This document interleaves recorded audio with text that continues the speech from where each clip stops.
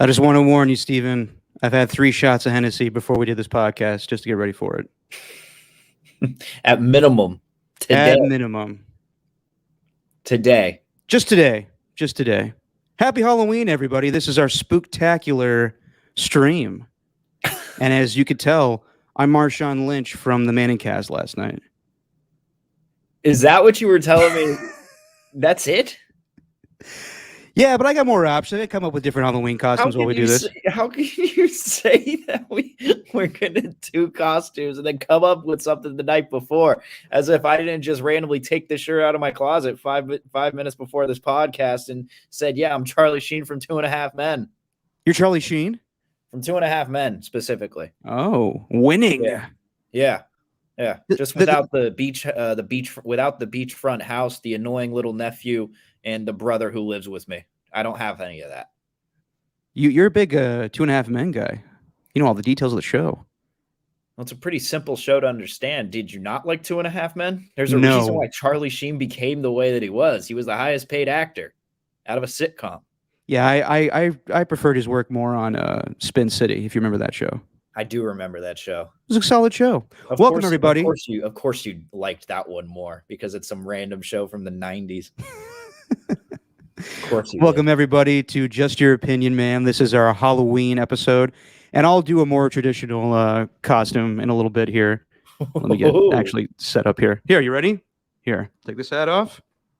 Put this hat on. Put these devil horns on. Now I'm Dave Cavill. So, let's do this, Steven. So you're part of that group of A's fans who just hates Dave Cavill, even though he's not even to blame really for any of this.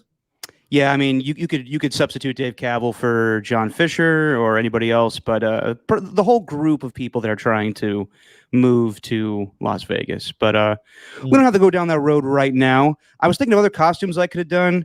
Could have been Alec Baldwin, but maybe that's too soon. Yeah, a little bit.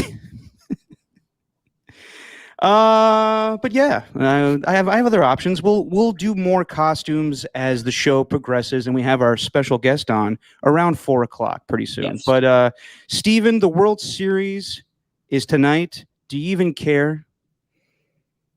Yeah, of course I care. It's the World Series, but I haven't really. How much of it have you watched? Since the Giants got knocked out? Yeah. Well, I live in LA, so I kind of wanted to check out the Dodgers and see how they do against the Braves. Right. Are you happy that the Braves took care of business and got the Dodgers out? Yeah, of course I am. See, you're one of those fans that just loves the misery of the team that beats you when your team has nothing to do with it. Well, it's not just that, but the fact that the team gave up everything in order to get 2 people at the trade deadline. They spend a bunch of money, and they're frauds. So I'm very happy that they're not progressing any farther than the championship series. I'm very happy about that. They still have not proven they can win a World Series after a 162 game season. That is fair. We'll see what happens next season. And I'm still waiting on Bruce Bochy to be named manager of the Padres. It's taking longer than we thought. I don't think that's going to happen. You don't think it's going to happen? Well, I read it could. I thought he was, but then I read a piece on it that The Athletic did about, just everything with their GM and Jace Tingler before Jace Tingler actually got let go. And there was an anonymous coach, take that for what you will, but there was an anonymous coach that said there's no fucking way that Bruce Bochy goes to San Diego. Those were the words? Yeah. Yeah, because I can pull it up and I'm paraphrasing, but he definitely said the F word in there. And he said that because of how it's ran from the GM and the fact that the GM is so hands-on. So interesting. So I don't know if Bochy's going to be going there. Although the list of guys that they got as a betting favorites, it's like a who's who of managers from the 2000s. And by that time, they were already old. Yeah, I read today that Ozzie Guillen's in the mix. And Ozzie Guillen's nice. He's in there. Yeah, I mean, won a World Series with the White Sox, but since then, oh boy. Yeah. Well, let's get to it, Steven. Our guest is coming on pretty soon, so let's try to cover as much topics as we can. As I eat 3 wings today because you kicked my ass in the picks. Don't know why I picked the Jets to beat the Patriots, as they got a 50 burger laid on them, but Thought the bye week would help out the old Jets, but apparently Zach Wilson got knocked out, and Joe Mike Flacco White. is now their quarterback, and that was a pretty dumb pick by me. Mike White. Oh yeah, Mike That was White, the guy you had for you. Yep.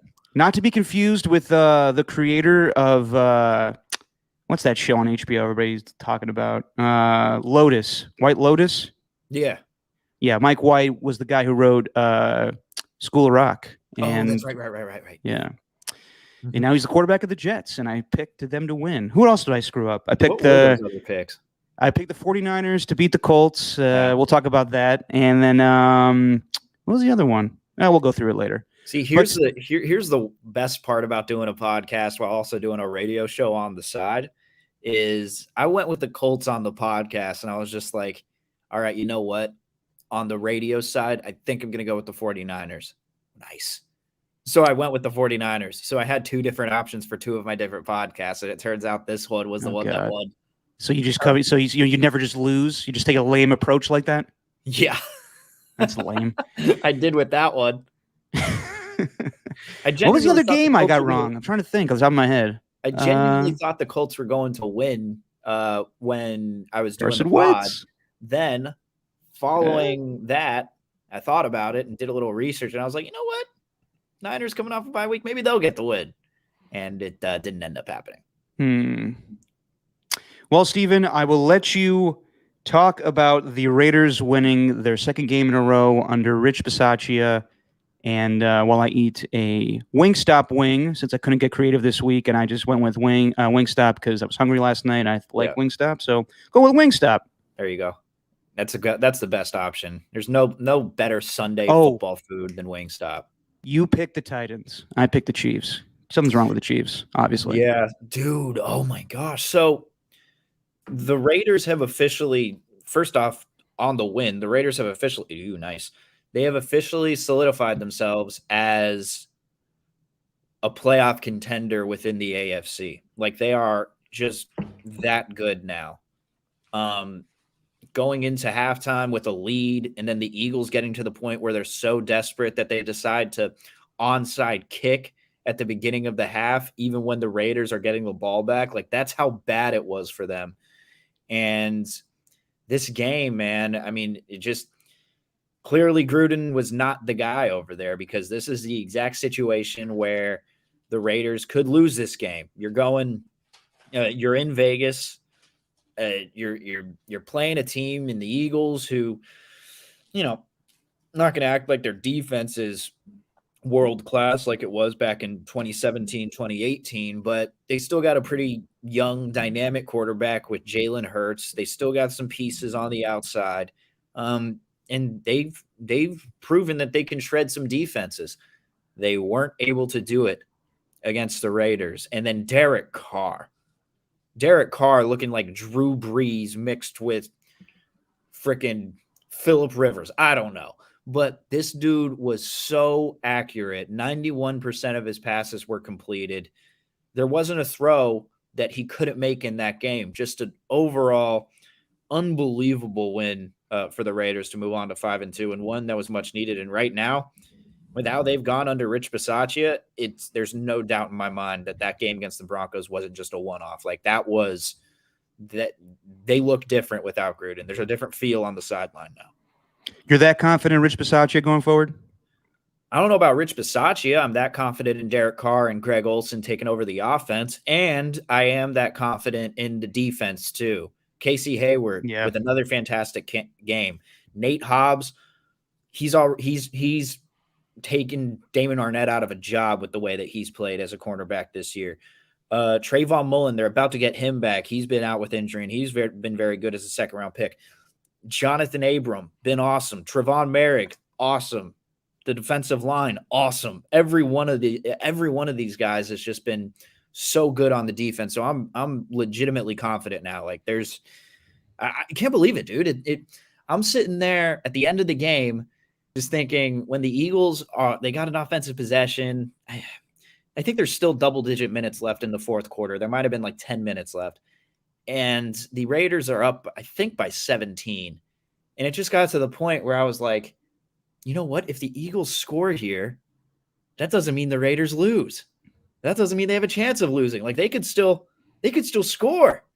Like I'm just not used to it, man. They have a comfortable lead. I'm not used to it at all. Yeah. My first thoughts are right off the bat on the opening drive. What was it? 3rd and 15. Derek Carr throws a deep pass to Zay Jones. That, I'm going to piss off a lot of Niner fans. That is the difference between the Raiders and 49ers right now. The Raiders do that play. They throw it deep. They want to go long. This is the offense that Al Davis wanted all the time that Gruden was there. And the 49ers are scared to do this play. Right. So I love it. Jalen Richard, going on for that pass, the one bad play where, he tried to alligator arm the catch and it went off his hands into the Eagle defender. It's dumb plays like that, but I'm glad that the defense doesn't make you pay for those anymore. The defense is holding strong for the Raiders. I love it. Do you know that Foster Moreau has the same amount of touchdowns as Darren Waller this season? Damn, that's crazy. Tied at 2.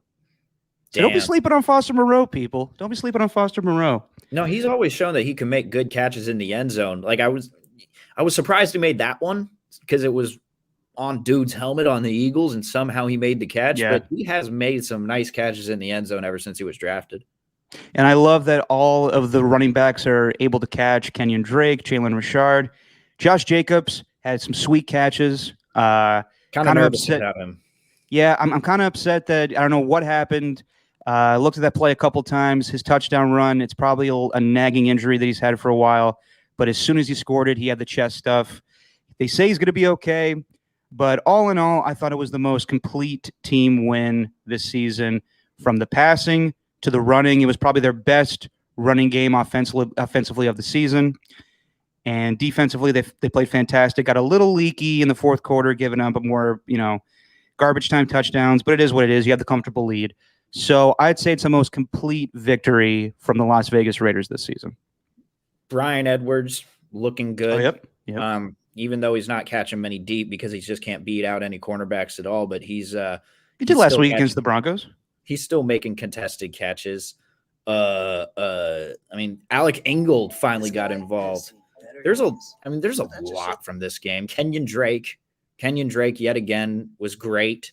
I thought the offensive line was fantastic, but ultimately this game was won by the defense, and the defense managing to cause turnovers, whether it was the punch out from Jalen Hurts or Kenneth Gainwell. I mean, there are plenty of just likable things from this defense. I'm very, very impressed by them. Yeah, and now they're the second seed in the AFC next to the Cincinnati Bengals. Did you ever think we would say that when the season begun? No, but that's a long. I mean, that's so we're not the halfway point anymore because there's 16 and went from 16 to 17 games. But it's interesting. Raiders are atop of the AFC West for now. It's still a competitive division, but they look good, man. And they got an easy schedule coming up. They're off the bye. They're on a bye this week. Coming off the bye, they play the New York Giants, and they had a good win against the Carolina Panthers. But we'll see where it goes, man. See where it goes. This Giants team, they're about to be playing the Chiefs, and I guarantee you, here's what's going to happen: the Chiefs are going to get a convincing win. They're going to win by like 30. Then everyone's going to say, "Oh, the Chiefs' defense isn't as bad as we thought. Oh, it looks like the Chiefs are back." It's not going to happen. They're not back. I think they suck defensively. Yes, we'll see, man. I mean, they had a rough one against the Titans. Mahomes always gives them a chance to win. We'll talk about that a little bit more, but I know you're hesitant to talk about this. Should we switch to the 49ers now? No, let's talk about it. Bring it. All right. Let's talk about it. Give me the feel of the Bay Area. Give me the feel. Give me all the feels, Steven. How much do people hate Jimmy Garoppolo and Kyle Shanahan right now? A lot hate Shanahan and Garoppolo right now. That's how it is. That's the vibe that I got. And I think it's actually a fascinating topic. Because that game on Sunday night, I know it was wet. I know there was a lot of rain. Say what? But how wet are you in the Bay Area right now, Steven? Pretty dry, actually. How bad was the monsoon over the weekend?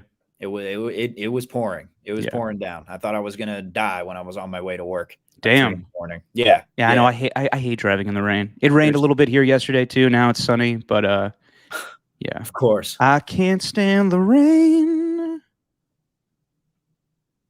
Nice. Against my window. All right. But with the 49ers though, man, it was everything on third down. Everyone's kind of down on Shanahan as a play caller, which I understand because that opening drive that they had where they went like 8 plays for the entirety of the field and scored in a convincing fashion, I think only got to third down once. Other than that, it was just first down, second down, first down, second down. And they were like using the play action to set up the run and everything. And Collinsworth was all excited on the broadcast. But the reality is, in my opinion, that Jimmy Garoppolo has screwed up this entire thing. The fact that they even they traded for him, the fact that they gave him an extension and somehow they they were convinced that he was the guy going forward.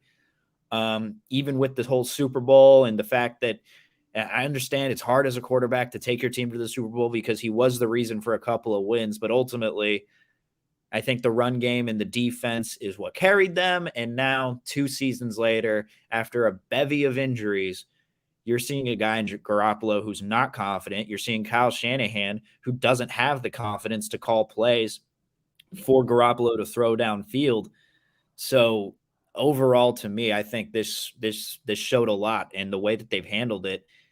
They're still alive in the postseason because there are 5 teams in the NFC right now who have separated themselves from everybody else. And now you got teams like the Niners, the Bears, the Vikings, the Falcons are down there, the Washington football team. They're all kind of in that same tier. Whereas, the Cardinals, Rams, Bucks, Cowboys, and the Packers. Have separated themselves from everybody else. So do they make the switch with Trey Lance? I don't know. Doesn't sound like it. I mean, how can they when there's man, I'm going to pull it up actually, because Kyle Shanahan said something about Trey Lance that I think just kind of got swept under the rug because it was on a conference call and not on a microphone on a podium in front of the media. But that's kind of where I'm at with the Niners. I just think they're in a place right now where they don't know what to do. I think they expected a lot of things to happen and they were working out ever since 2019, but now I don't know. Yeah, just watching the game on Sunday night. It was a rainy game, and Trey wasn't healthy enough to play, so you had to go with Jimmy. And that was the expectation going into the season, was to ride with Jimmy and to play this thing out like Jimmy is Alex Smith and Trey Lance is Patrick Mahomes.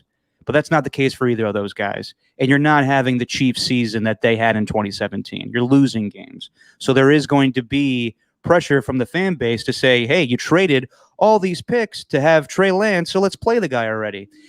Watching the game, just focusing on the game, it was very reminiscent of the Seahawks game. They dominated early. They had a great opening drive. Kyle Shanahan whipped up his best first 15. It was very Gruden-esque, shall I say, of just playing doing everything he wanted offensively in the first half or the first drive, and then just not having the same effect the rest of the game. Elijah Mitchell was running well. Jimmy Garoppolo was doing all his great play action and bootleg stuff, and then it just didn't work. And you could say what you want about Carson Wentz, how he's a mediocre quarterback, but he is 10 times better than Jimmy Garoppolo because that guy can throw deep. And him to Michael Pittman made the difference in that game, whether it was the pass interference calls or him actually connecting to receivers down the field. The Niners just are afraid to throw the ball down the field, and that's a big problem. So, is Kyle Shanahan on the hot seat? Absolutely not. There's a reason this guy's around. They gave him a 6-year contract, and I want to say they even gave him an extension. So he's there, and he was there to make this move with Trey Lance, good or bad. He's going to see it out whatever happens. As far as Jimmy Garoppolo, it is what it is. Trey Lance is not healthy right now. Otherwise, he would be in the mix to start this week, in my belief. But Shanahan also is not going to succumb to the fans. He kind of did during the draft because from what was, said, he wanted Mac Jones, and he was talked out of it to take Trey Lance. And in the end now, he's sticking with his guns with Jimmy because he knows Trey is not ready to play. And we'll see where it goes. They're playing Chicago. They already announced that Jimmy's going to start. Jimmy does well in Chicago. It's where he's from, but it's just hard to see that offense coming to life with Jimmy Garoppolo at quarterback. I understand the fans' trepidation. You're not getting a lot offensively with Jimmy Garoppolo, and if you keep losing games, what's the point? Let's go to Trey Lance already. But I would say Shanahan's your best option. How many other coaches would you trade with Kyle Shanahan right now? Obviously, the ones that have jobs, you would stick with them. But I think it's just stupid to say, well, let's get a better coach. Who's the better coach? I also think the balance of power is I think it's just misconstrued, because everyone has this assumption that it's all Shanahan and Lynch that are making these decisions. But you're right. There aren't many head coaches in the NFL who I'd rather take. Of course, there are the good coaches that you can name, but those guys aren't going to be leaving their post. Why would they? You could get those coordinators in Davil or Kellen Moore, but for all you know, they could just turn into another Kyle Shanahan, where they're good at calling plays, they're good at being an offensive coordinator, but they're not a good head coach. And Shanahan, here's something that he said when he was asked about when he was asked, was it an open and shut case that Jimmy's going to be on this the starter on Sunday against the Bears if he's healthy? And Shanahan does a lot of gibberish, a lot of, no, we didn't go into that game thinking that Jimmy was one game. Stealing my impression. Anything like that. Jimmy played in a good as he could, which he knows that. I know that. Also, I think I was pretty hard. Anyway, he said this at the end, and Trey's coming off a pretty big injury. And we're going to keep bringing him along and keep getting him prepared as good as he can be to always be ready to come in and help on the plays that we ask him to do. I haven't heard him say the words pretty big injury before. I thought it was just something minor. Like, yeah, is it that big of a step? I mean, I know it's just maybe a throwaway line, and maybe he's just saying it. But when I see pretty big injury, what? It's big enough where he didn't get healthy over the bye week. So right. It could be that they fucked up. It could be that they ran him too many times against Arizona and his body got beat up, and now they want to take the proper precautions with him going forward and have Jimmy play as long as he can until Trey is 100% healthy. And I get that because he is the franchise. He is the guy going forward. So I understand. This is Kyle's offense, man. He doesn't do the split him out wide and chunk it deep and do the things that Sean McVay is doing with Matthew Stafford. I'm sure if Matthew Stafford was on the 49ers right now, or Kirk Cousins or anybody else that Kyle Shanahan is on record that he wanted, he'd be doing more of that, but he doesn't. So I know the expectations. All his quarterback can do. Sorry. No, go ahead. All his quarterback can do is throw guys open on crossing routes. Like, that's it. Not throw guys open, just hit open guys who are open in the middle of the field. He can't throw outside the numbers. You can't trust him in a 2-minute drill.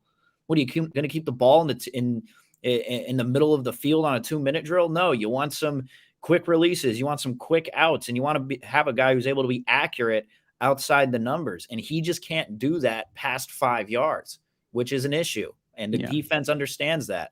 Third down, you're 1 for 11. You're 1 for 11 because your quarterback can't throw. Yeah. And you can tell that Jimmy shook right now, just absolutely shook.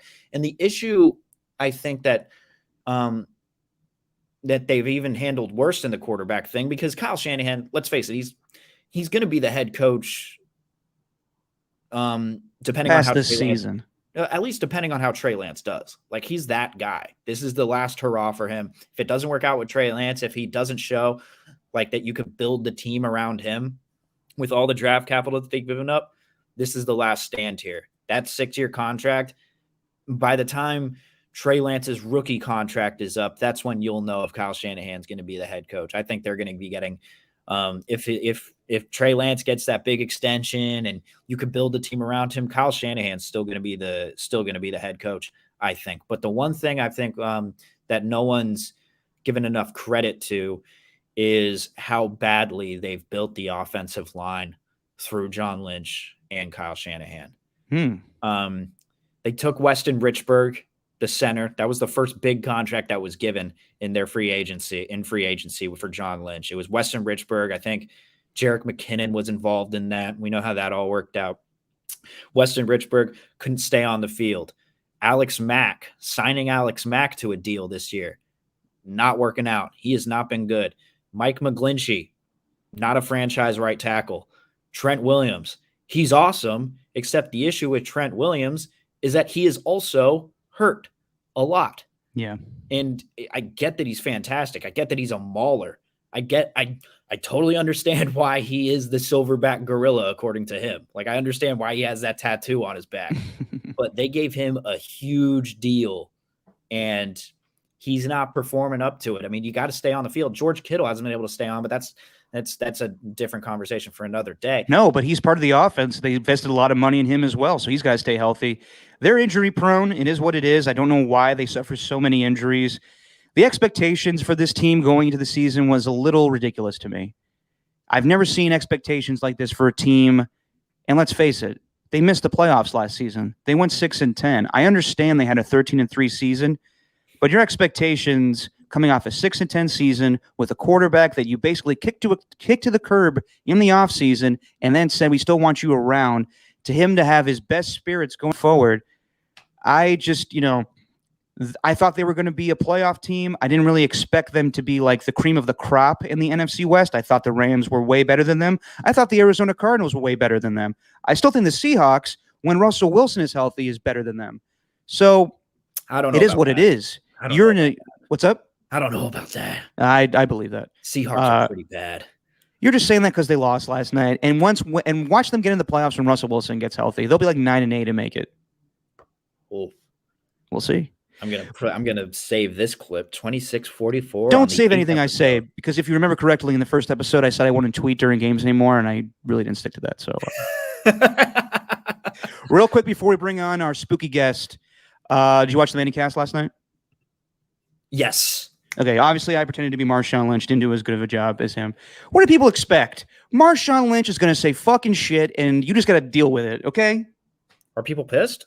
I mean, some people are just like, I don't know, actually, people are pissed, but it's just, like, They come seem on. to like it. What? They seem to like it. Are you only friends with ESPN executives? No, God, no.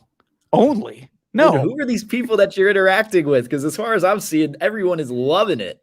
All right, then people love it. I loved it. I enjoyed Tom Brady, coming on with them and just, having fun. Sue Bird was good, and Drew Brees on there trying to be nice and talk about Jameis. The whole thing was fun. Drew Brees was boring as hell. Oh, come on. He was so boring. All right, did you like Brady? Yeah, Brady was good because Brady can actually joke around a little bit. Drew Brees just doesn't seem to have like a funny bone in his body. Have you watched him yet on the Notre Dame games or NBC pregame? No, not really. You better get used to him next season when he's doing Sunday Night Football.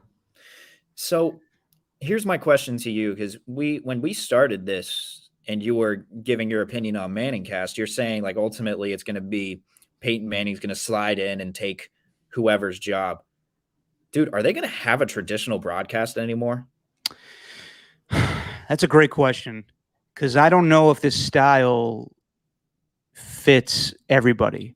Because if you are watching this game last night, like let's be honest, it was a compelling game in the fourth quarter. It was bad offense for the most part. It was a terrible game, Derek. That was a real. Stop trying to cape up for your fucking sport. It was a terrible game. I'm caping up for shit. I just love football, baby. But what I'm saying is, okay, but it did come down to a field goal in the end. Yes, offensively, it was putrid. But if you're a fan of the Seahawks or if you're a fan of the Saints, you're heavily invested in that game. And if you're watching the Manicast, it's distracting as hell. Agreed. Yeah. So, I know people don't like Steve Levy. I don't like Steve Levy. Yeah. That's why I turned to the Manicast for most of this game, because it's not a great game. Right. But still fun, and I wanted to see all the interviews they had, especially Marshawn. So you're totally right. No, I see where you're getting at, because do you? Well, because I said in that first week, because it was the Raiders and the Ravens. Yeah. And I couldn't watch the Manningcast because, Peyton Manning was explaining for 5 minutes why they call out the middle linebacker. He loved it. It's gotten better, though. He's learned to not, but he's learned to, move off from something that he's focused on too long. But I do love when Tom Brady's talking about something and Peyton Manning couldn't give two shits about it, and he's just watching the game, just nodding like, yeah. Just like an aggressive head nod the whole time. Yeah, exactly. Exactly. That's it. But I wouldn't be surprised though if they put, because I think this is here to stay.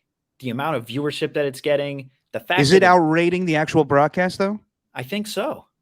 Well, that's terrible. That's bad for Steve Levy. Dude, it's something different. I think traditional sports stuff is getting boring for a lot of people, and that's what ESPN is doing. They're rolling out these debate shows where all they got is a host and two people yelling at each other, kind of the First Take thing. And I like NFL Live, and I actually really like that show. I like what they're trying to do with the NHL show too, but ultimately, it's still the same old stuff. And this Manning cast brings a whole different element, especially to people who are non-fans of the team. They're still going to have play-by-play people. They're still going to have analysts and all of that. But I wouldn't be surprised if they put Manning cast on ESPN and then the other broadcast on ESPN too. I don't know about that. I could just see Manning being comfortable enough now to do the traditional broadcast and being an analyst with his brother. Like I said, Al Michaels doing play-by-play. And then having it want to move around though. You'd think he'd really want to travel and do all of this. Like he's doing everything that he wants right now. He has I know. He is living the dream. But don't you think there's a part of him that wants to be like a traditional analyst better than Tony Romo? You don't think he wants to be like that? No, I think he wants to do it his own way. So what is ESPN going to do? Just have the, like the guys that are doing college football or hockey and just have them keep doing the play-by-play? I don't know. Monday Night Football? But this has been this has been a revelation, I think. I know it is, but yeah, I'd be interested to see what happens. I mean, obviously next season, Thursday Night Football is going to be on Amazon Prime, and I would love to see what they're going to do with their broadcast. You could be right, Steven. I could be an old fuddy-duddy, and I don't know what the hell I'm talking about.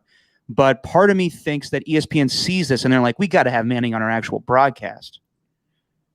It's just more rare. It's way more rare that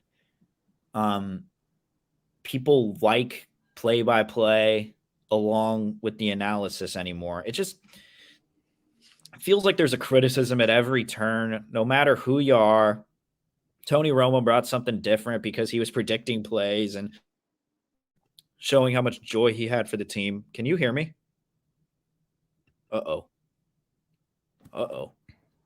We froze. Oh, good. We're still live? Oh, man. Yeah, we are there. Okay, cool. Wow. That was scary. It all happened because you muted your mic because you had to burp. I did mute my mic, but you were also frozen at the time. Was I? Yeah. This could lead to something, man. This could, I just think, I think that they have found, they've been trying to figure out ways to go from the unconventional, the conventional broadcast. They've been trying to go away from it, and I think they figured it out. I wouldn't be surprised. Hell, like, can you imagine when Tony Romo, if he gets on ESPN, if he gets on that broadcast, that's going to be amazing. Yeah, but I don't think he's going to leave network television for cable now.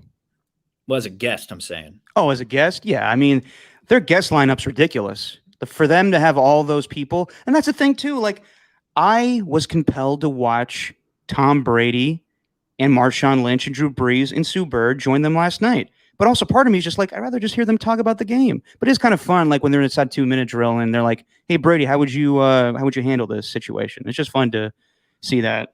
Yeah, I do like having those. Like having a Marshawn was great. But I think like toward the, I'd rather have. I actually don't know if anyone's upset that he said fucking shit last night. No one should upset. Be. You've created that narrative. There's somebody though. There has to be some person be like, I wanted to watch a football game and all I got was buffoonery. I'm sure there is. Look, I love the buffoonery. I saw some comments on that from random people saying, I'd rather have the traditional broadcasts or whatever. But hey, if you got Steve Levy and Brian Griese and Louis Riddick, is that really gonna have people try to? Is that really gonna draw people in like Manning would? Well, they knew what they were doing with this. They obviously know that their A team is not an A team. I mean, right. I think Brian Griese's really good. I think Louis Riddick doesn't get the chance to speak at all on that thing. It's hard to have a 3-man booth when you have Brian Griese and Steve Levy doing like inside jokes, being like, "Hey, remember that one time where we got drunk in Denver?" And Brian's like, "Hey, man, we're trying to talk about football here, you loser." It's awkward, huh?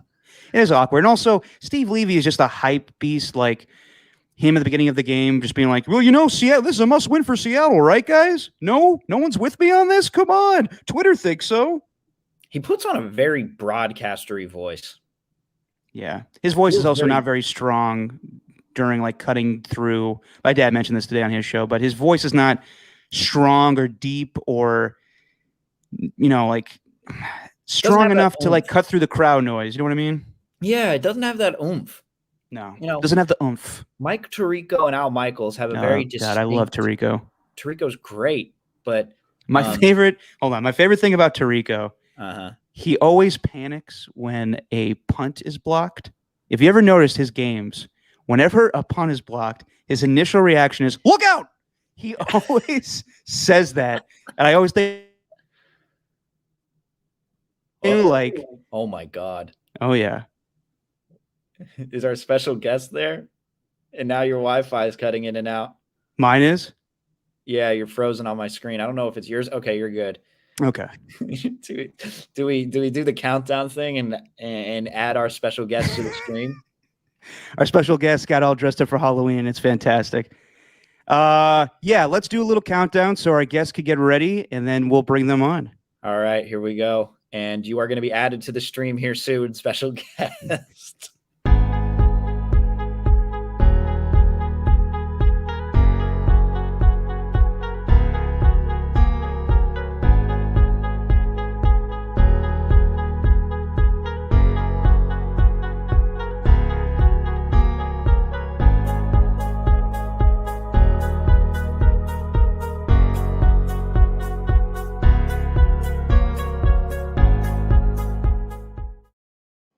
All right, joining us now on Just Your Opinion, Man, is one of my favorite robots.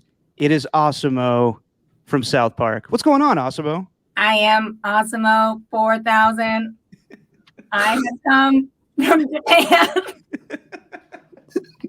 It only took you 5 seconds to break out a character. I'm sorry. I am not very good, robot. Well, we did set this up as a Halloween show, Steven, and you got dressed up, and our guest got dressed up. I just couldn't think of anything in time and just half-assed it before we started this thing. Yeah. But thank you for joining us, Osimo. Can we reveal who you really are? Hi. Oh, yeah. Yay. It's Elena Madzorkis, everybody. What's had going no on, idea. Elena? Well, I'm sorry it took a second to get on. I was trying to open it up on my computer using this head. Oh. And I was having technical difficulties, and as a robot, I should be better at that, but Osimo wasn't the best robot ever, but he did come up with a lot of good movie concepts, including He did, and he also was a fantastic love robot. Yes. Hi. What's going on? Let me give you a proper introduction. Everybody, you know her from 95.7 The Game. You know her from back in the day on 95.7 The Game. She was my partner in crime for 4 years, and she's got a rat on her shoulder.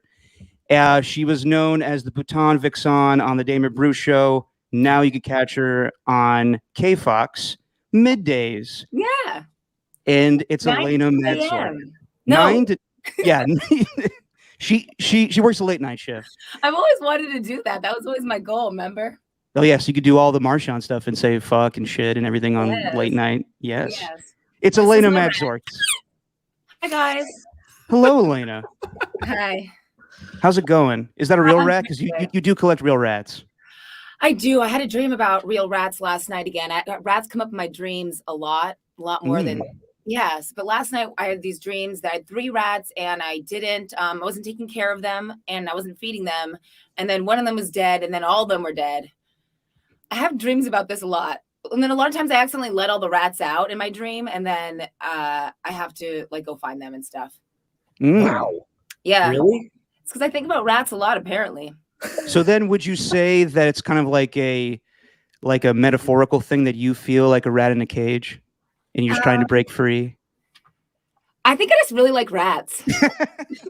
Yeah, there's something there. Like dreams. Sneaky. Ooh, nice.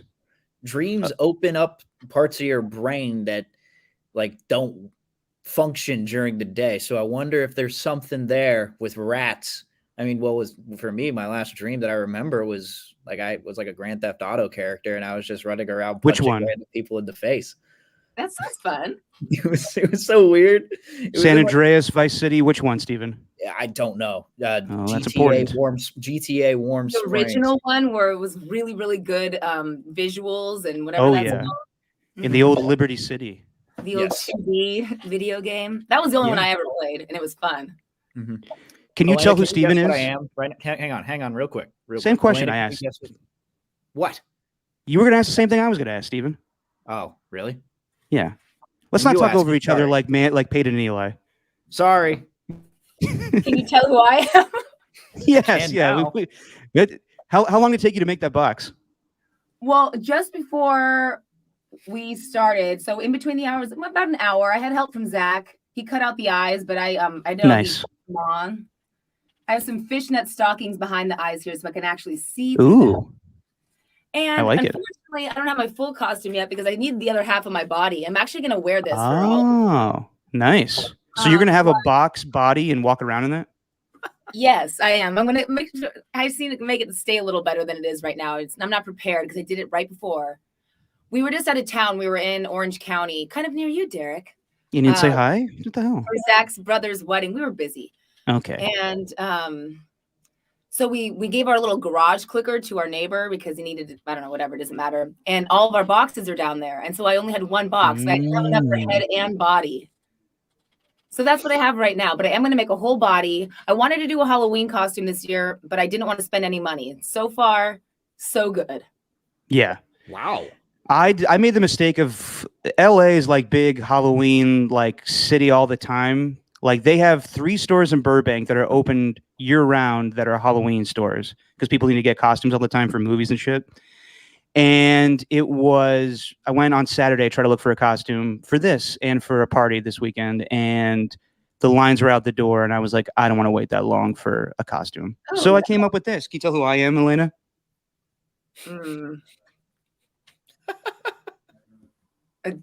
I was trying to think of something clever, but I'm Dave Cavill. oh, I know. I'll change it. oh, this Steven, is good. well, yeah, you got a rat on your head. Steven, who are you? Well, I changed it to another costume. Steven, why don't you tell who you are? I am Charlie Sheen from 2.5 Men. Oh, And I exactly. And I didn't have a costume ready. And I realized that this was going to be the Halloween edition. And I realized that my mom had bought me this shirt for my birthday and it made me look like Charlie Sheen. So I just threw it on like right before the podcast started. You want the story behind it, Elena, as I go deep in the weeds of my life. So for my birthday, I asked my mom, when they asked me what I wanted for my birthday, I was like, you know what? I don't have a lot of light shirts. And when I mean light shirts, I was talking like dry fit, that type of material that's, breathable. Oh, like light, like material. Correct. Yeah. Not literally dry. Exactly.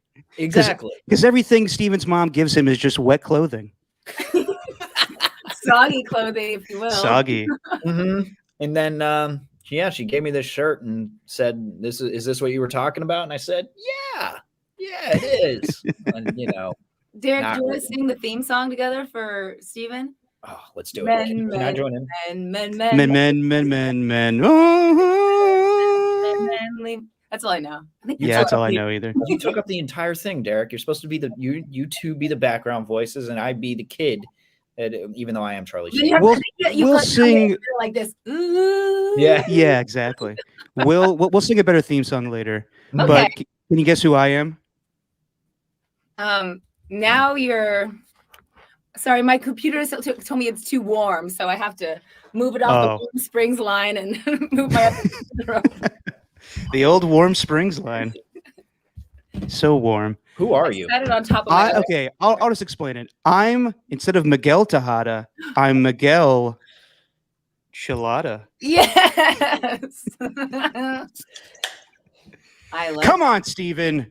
You know you like these. It's very nice. I really hope my computer doesn't shut down. That would be sad. It would be sad. Are you charging it? Yeah, it just told me it's 2 warm springs. What?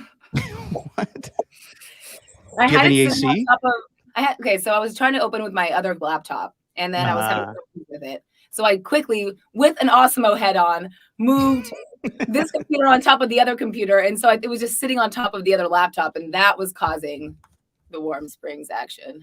Gotcha. Yeah. Elena, can we ask you some questions about how you're doing and what's new with you? Yeah. Okay. that Well, what you first of wanna all, what made you get into sports, and how'd you get into the old radio business? Oh, great question. Sports, I always, loved growing up. I was always a big sports fan. Oakland A's, Oakland Raiders, and the Golden State Warriors when they were in Oakland, Yeah. and the San Jose Sharks. Mhm. Mostly, like a huge, huge Oakland A's fan. Everyone knows that. Anyone who knows me knows that. Not everyone knows that. And then when I was in high school, I wanted to be like in sports broadcasting. I was super passionate about it, but never actually did anything for it. Like when I applied to college, I applied to a lot of schools for like broadcast communication, and then I applied to Cal Poly for agriculture business. Went there and didn't do anything with sports. I watched it, but I went to Cal Poly, was gone, not out of the whatever. Graduated from college, came back up here, and beeping. Something's ready. I hope it's for me. And then I was working at an oil refinery, vegetable oil refinery. And I'm like, what the hell am I doing? I was just wanted to do something else. And that's when I was working. I also was working at a bar as a bartender.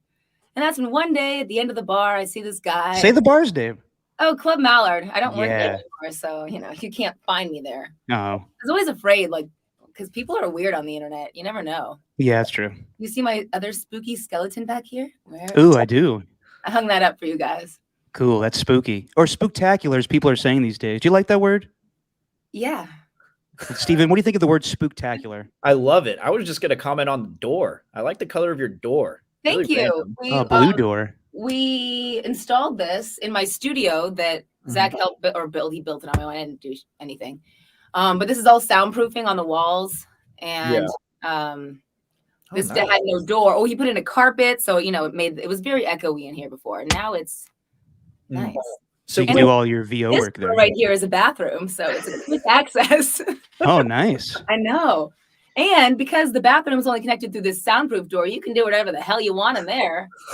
It's a nice thing for like a couple household, which could tie into something you wanted to talk about or later on down the line. Yeah, definitely. We'll get to that. But you're at the bar and you I met saw somebody. down at the end of the bar. Kind of his hairstyle looked a little bit like Steven's right now. And I was chatting it up with him, and it turns out it was Rick Tittle. And Friend of the show. Friend of the show. He was on your show. Love Rick Tittle. I was just talking to him, and I found out he mentioned Anna Kagarakis' name. And I'm like, you work at the game. Because I listened to the game. They were the A's station. I listened to them every morning during my lunch break. I listened to Papa and Lund. Josh Reddick would come on for an hour. Then he got injured. They hurt him and all that stuff. Anyway, Common theme. Rick Tittle gave me the email address to email for the game. And that's how I bugged Crow until he gave me an internship, even though I had no experience. I just knew I wanted to work there. Emailed him a few times before I got an email back. And then he was like, yeah, sure, you can come work for me for free. So I did that for like 6 months until I got hired on as a board operator, which I stayed at as a Bhutan Vixen for many moons. Yes, many moons. Yeah. But Steven, sorry, do you have any questions, Steven? Yeah, We do did like a anyone back and ever forth recognize you at the Mallard? Did anyone ever, because you just mentioned that prior to with Rick Tittle there, like, did people ever recognize you by voice? Because as you became the Bhutan Vixen, people started to recognize who you were. So did that happen at the bar a lot? It did. It wasn't like an every night occasion, but Yeah. I only worked there on the weekends, but it happened to me more often than I would think it would be. And I wasn't sure if people like investigated me more to find out, like people would play it off like, oh, they didn't even know that I was going to be there. But there was a few that I wasn't sure if they were looking for me there. But a lot of people would ask me if I was the Bhutan Vixen. I'm like, what the hell? And my worlds colliding was a little much for me because I'd be like in my like sassy bartender mode. I'm probably pissed off because it's hard work. Let's be honest. Yeah. And I'd been working all week at the game, and I'd go into work. It was a long night, whatever. I'm putting on this face for my bartending, and then somebody would come in and I'd be like, oh shit, I need to represent myself like in my profession. And I'd have to come in and, try to be like nice to them. But then if they were being weird to me, what am I supposed to do? I also have to hold my own as a bartender. So there was a few instances when I was like, this person needs to leave because they like would tell me how much they love me and ask me all these questions about like the guys at the game. And I'm like, I'm not here. And then I'm talking about like on a busy Friday night, this would happen, not like if I was just chilling there. But I also still don't want to gossip with people about my work stuff. It was a little weird for me, but also I was always happy when somebody recognized me at the same time. So I'm usually like, I'm always really nice. And especially if somebody recognizes me and knows me from my career, I want to be nice to them. But in the bar setting, sometimes it gets a little like there's a line it's hard to make sure you don't cross in a weird way. Yeah. So what are some of your fondest memories working at old 95.7 The Game? Well, working with you guys, because even though work could be, work, we just had a blast. We were such dorks, and we had a really good time just being silly, goofy ourselves. Had a lot of toys like this rat, things around the studio that we played with. We shared a lot of snacks. But besides that, like just going to the games and being on the up and up of everything that happened in sports. And, you were the go-to person outside of my sports world. People would talk to me and ask me what's going on. And being in the mix of it was really fun. And even though sometimes like by the end when I left, it was getting a little like having to say the same thing over and over again, listening to the same commercials over and over again. Yeah. And all that stuff. That got a little bit washing my nose. Oh yeah. I really miss the Breathe Easies. Oh yes, the Breathe Easies were good. Don't smoke in the hat. Oh yeah. That was my floor. Aladdin Bail Bondsman, Gobbledygook. Oh my gosh, I forgot about Gobbledygook. But speaking of our toys, oh yeah, did we ever find the Koosh? We never found the Koosh or the Pooh. I'm pretty sure somebody threw them away because they were annoyed with us. Yeah, I gotta say, since you guys have been gone, there's a total lack of.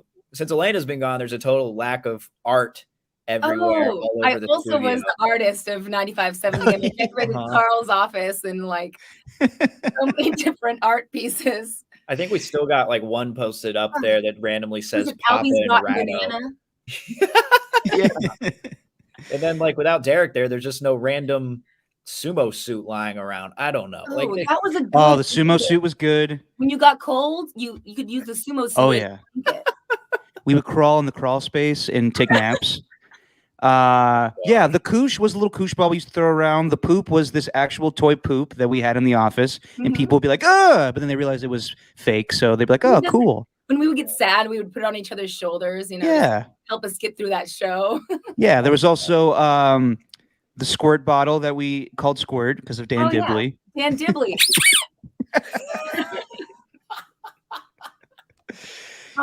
We had some good times. Good times. We did. That's really my takeaway. I mean, besides being in the sports world and getting to go to games and getting to be on the field and the court and seeing all these awesome, cool things, just like our little community that we built with everyone in the game, but within the producers and the board ops, that was like really special. And we're all still goofy and friends. And, whenever we get a Greek Fest again, we're going to go. Oh, yeah. We need to talk about that later. Steven, you have a question? Yeah, I mean, I didn't cut I feel bad. I still haven't cut the rug at the Greek Fest. I just sit on the side drinking wine the entire time and just let Jacob take care of all of that. Jacob cut a rug. He could. He definitely could.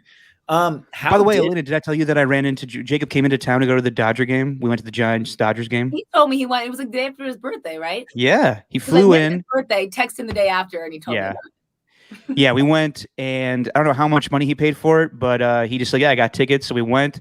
And in typical Jacob fashion, we went in, and he was wearing his Giant stuff, and they give you like Dodger towels when you walk in, and they were like, "Hey, do you want a Dodger towel?" And Jacob was like, "No, actually, I'll take one, just something to wipe my ass with." Yeah, and it's a good. Yeah. And the Dodger fans seemed to love him, so no one wanted to beat him up. It was a good time. Good. What were you wearing? I was wearing an A's hat, so I was wondering, like most people were like, "You're good with us. Fuck the Giants guy." Okay. But I guess they didn't care because I kept bringing up, well, you guys have some playoff history, obviously, but we played you in the World Series back in 1988, so you don't care about the A's? And they're like, no, because we beat you, so why do we care? That's a rough loss, you know. Yeah. The arm pump, and that was the year I was Kirk born. Gibson. Yep. And that sucks. You know, you want to win the world, especially when they should have won that World Series. And then when they should have won all three. In '89, it was all down. I mean, not to say that it should have been more upplayed, Yeah. because of course the earthquake, but that was, and then we just never got one again. So yeah, kind of. It makes you think like the Bash Brothers should have done more instead of just that one World Series and a great rap album. But oh well. yeah, I mean, we were too young to really know what was going on. But it would still at least be in my lifetime. Now instead, I just have deep, deep sadness. Yeah, we'll get to the A's in a little bit here, but as your time as a board op at 95.7 The Game, among the hosts, who popped their peas the worst? Wow.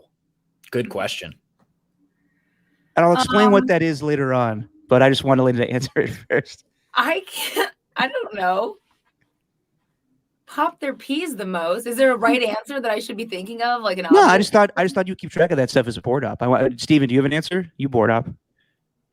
No, I do not have an answer for that, I Derek, can because give I an don't focus answer. on that. I can give an answer to the biggest pregnant pauses. Oh, Yeah. we know that one. And just like that, it's David Bruce. Oh man. I'm curious though, and this is gonna sound like a job interview question, which tends to happen whenever I'm asking about a job. But what was that transition like for you going from 95.7 over to KFOX, a sports talk station where you're live literally the entire day? You go to KFOX and it's a completely different station. Like, in what way did working in sports talk kind of help you prepare for that role over at KFOX that you have now?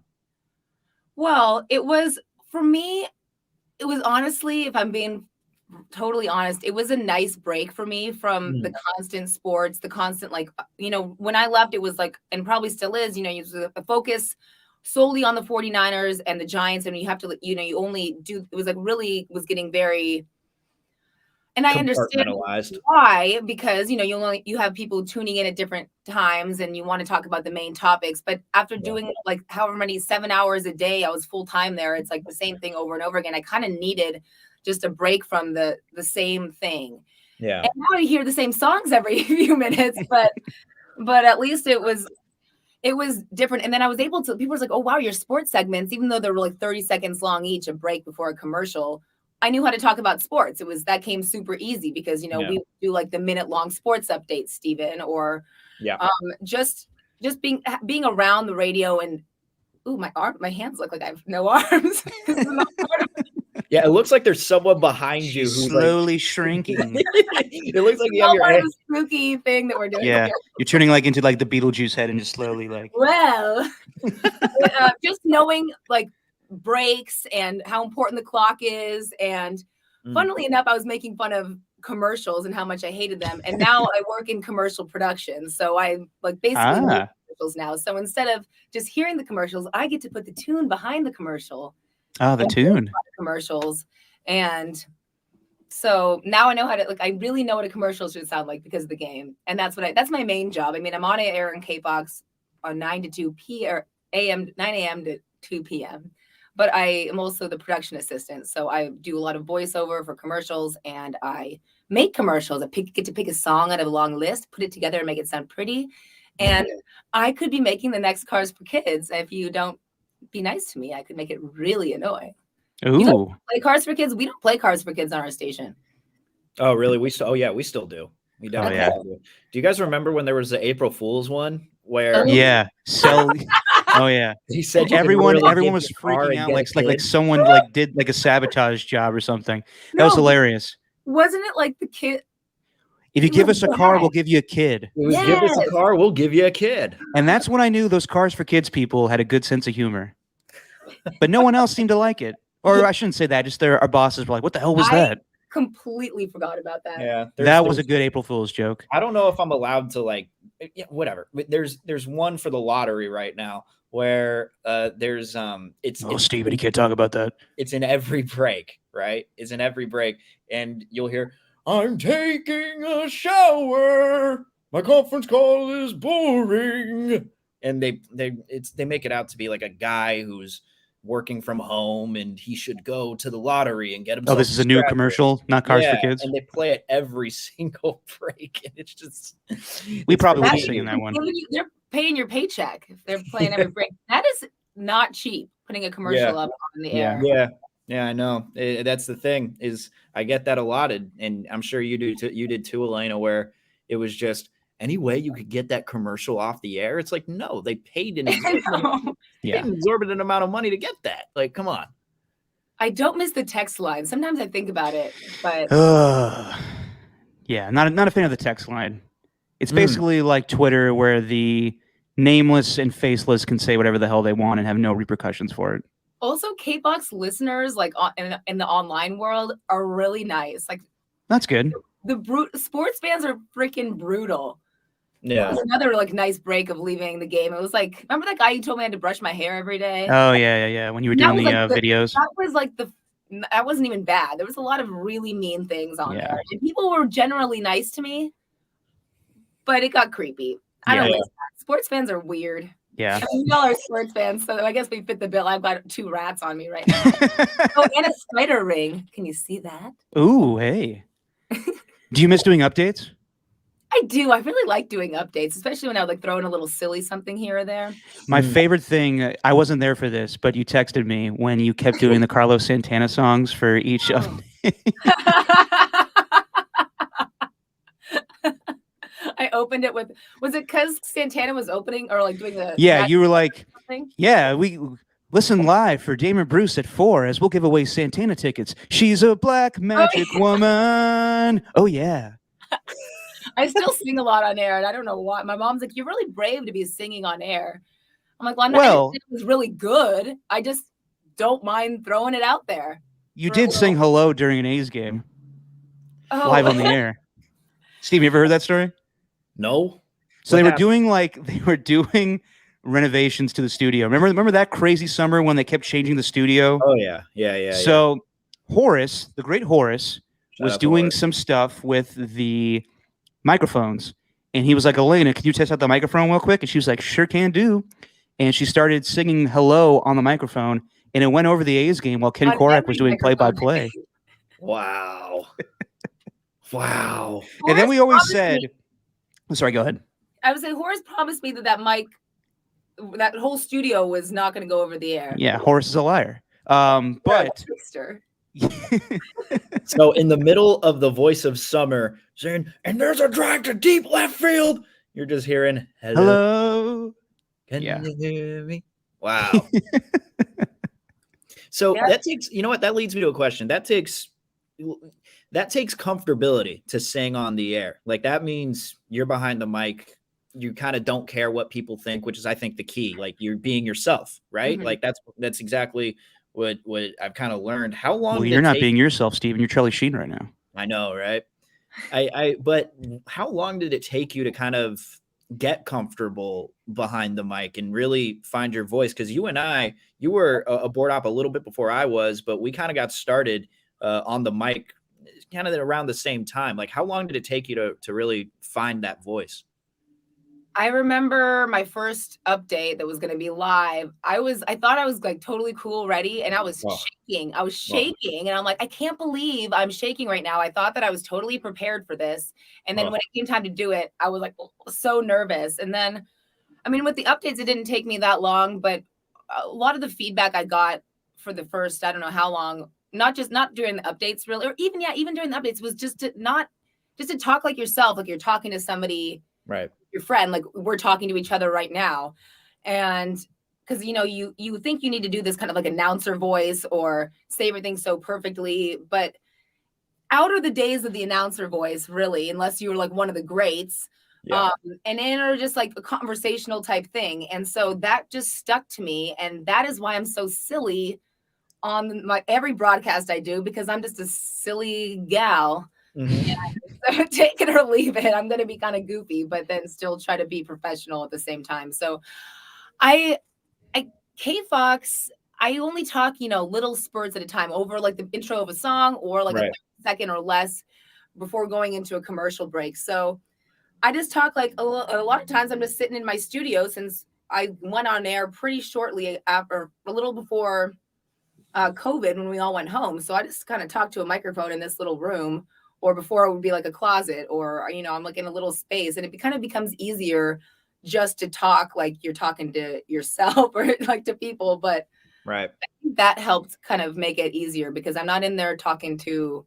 It's a little scarier when you're in the room talking to the live microphone. But now I can kind of just talk, and I think I blab a little too much, like I'm probably doing right now. But no, it takes a while. It really does. I still put on a weird broadcast voice thing. I don't know. It took me a little while.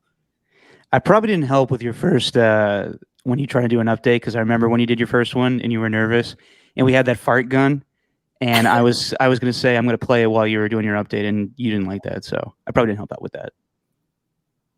Just another one of our fun toys. Yes, the fart gun was so good that I remember Damien Bruce playing with it during No Scrubs. He played that song when farted to it. Yeah, I think we got in trouble and they took it away from us. We didn't want it over the air. That like led. Liked it, so I know.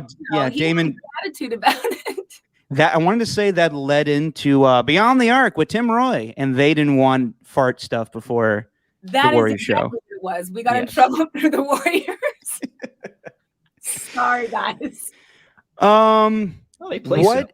Yeah, yeah, I know.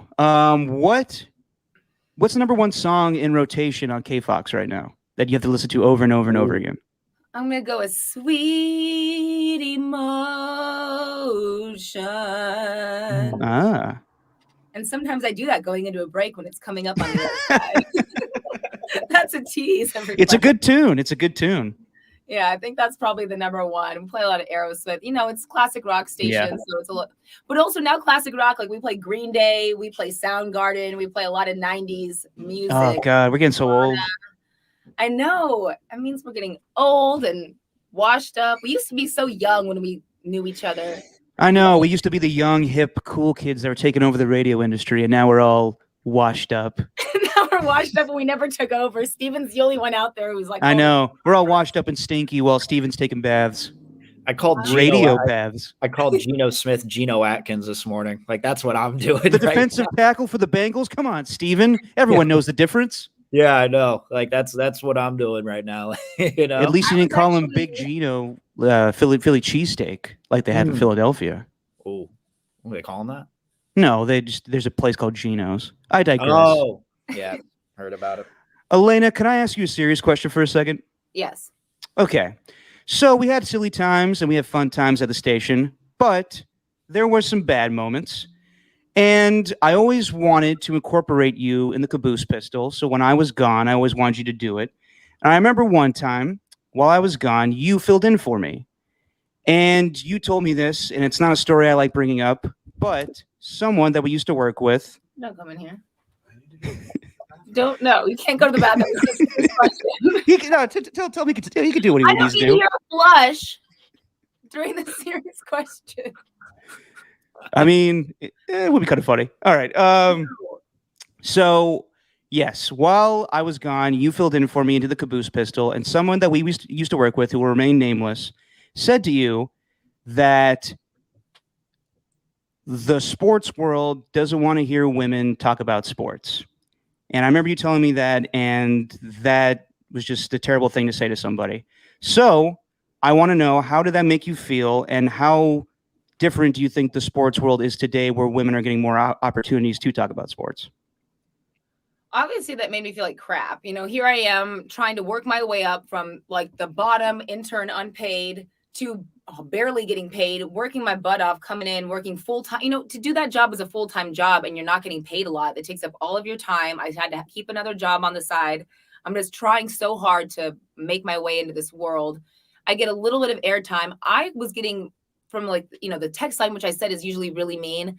I was getting positive feedback there and wherever. So I was thinking I was doing well. I was really happy and proud of myself. I was getting on the air, and then have somebody tell me that.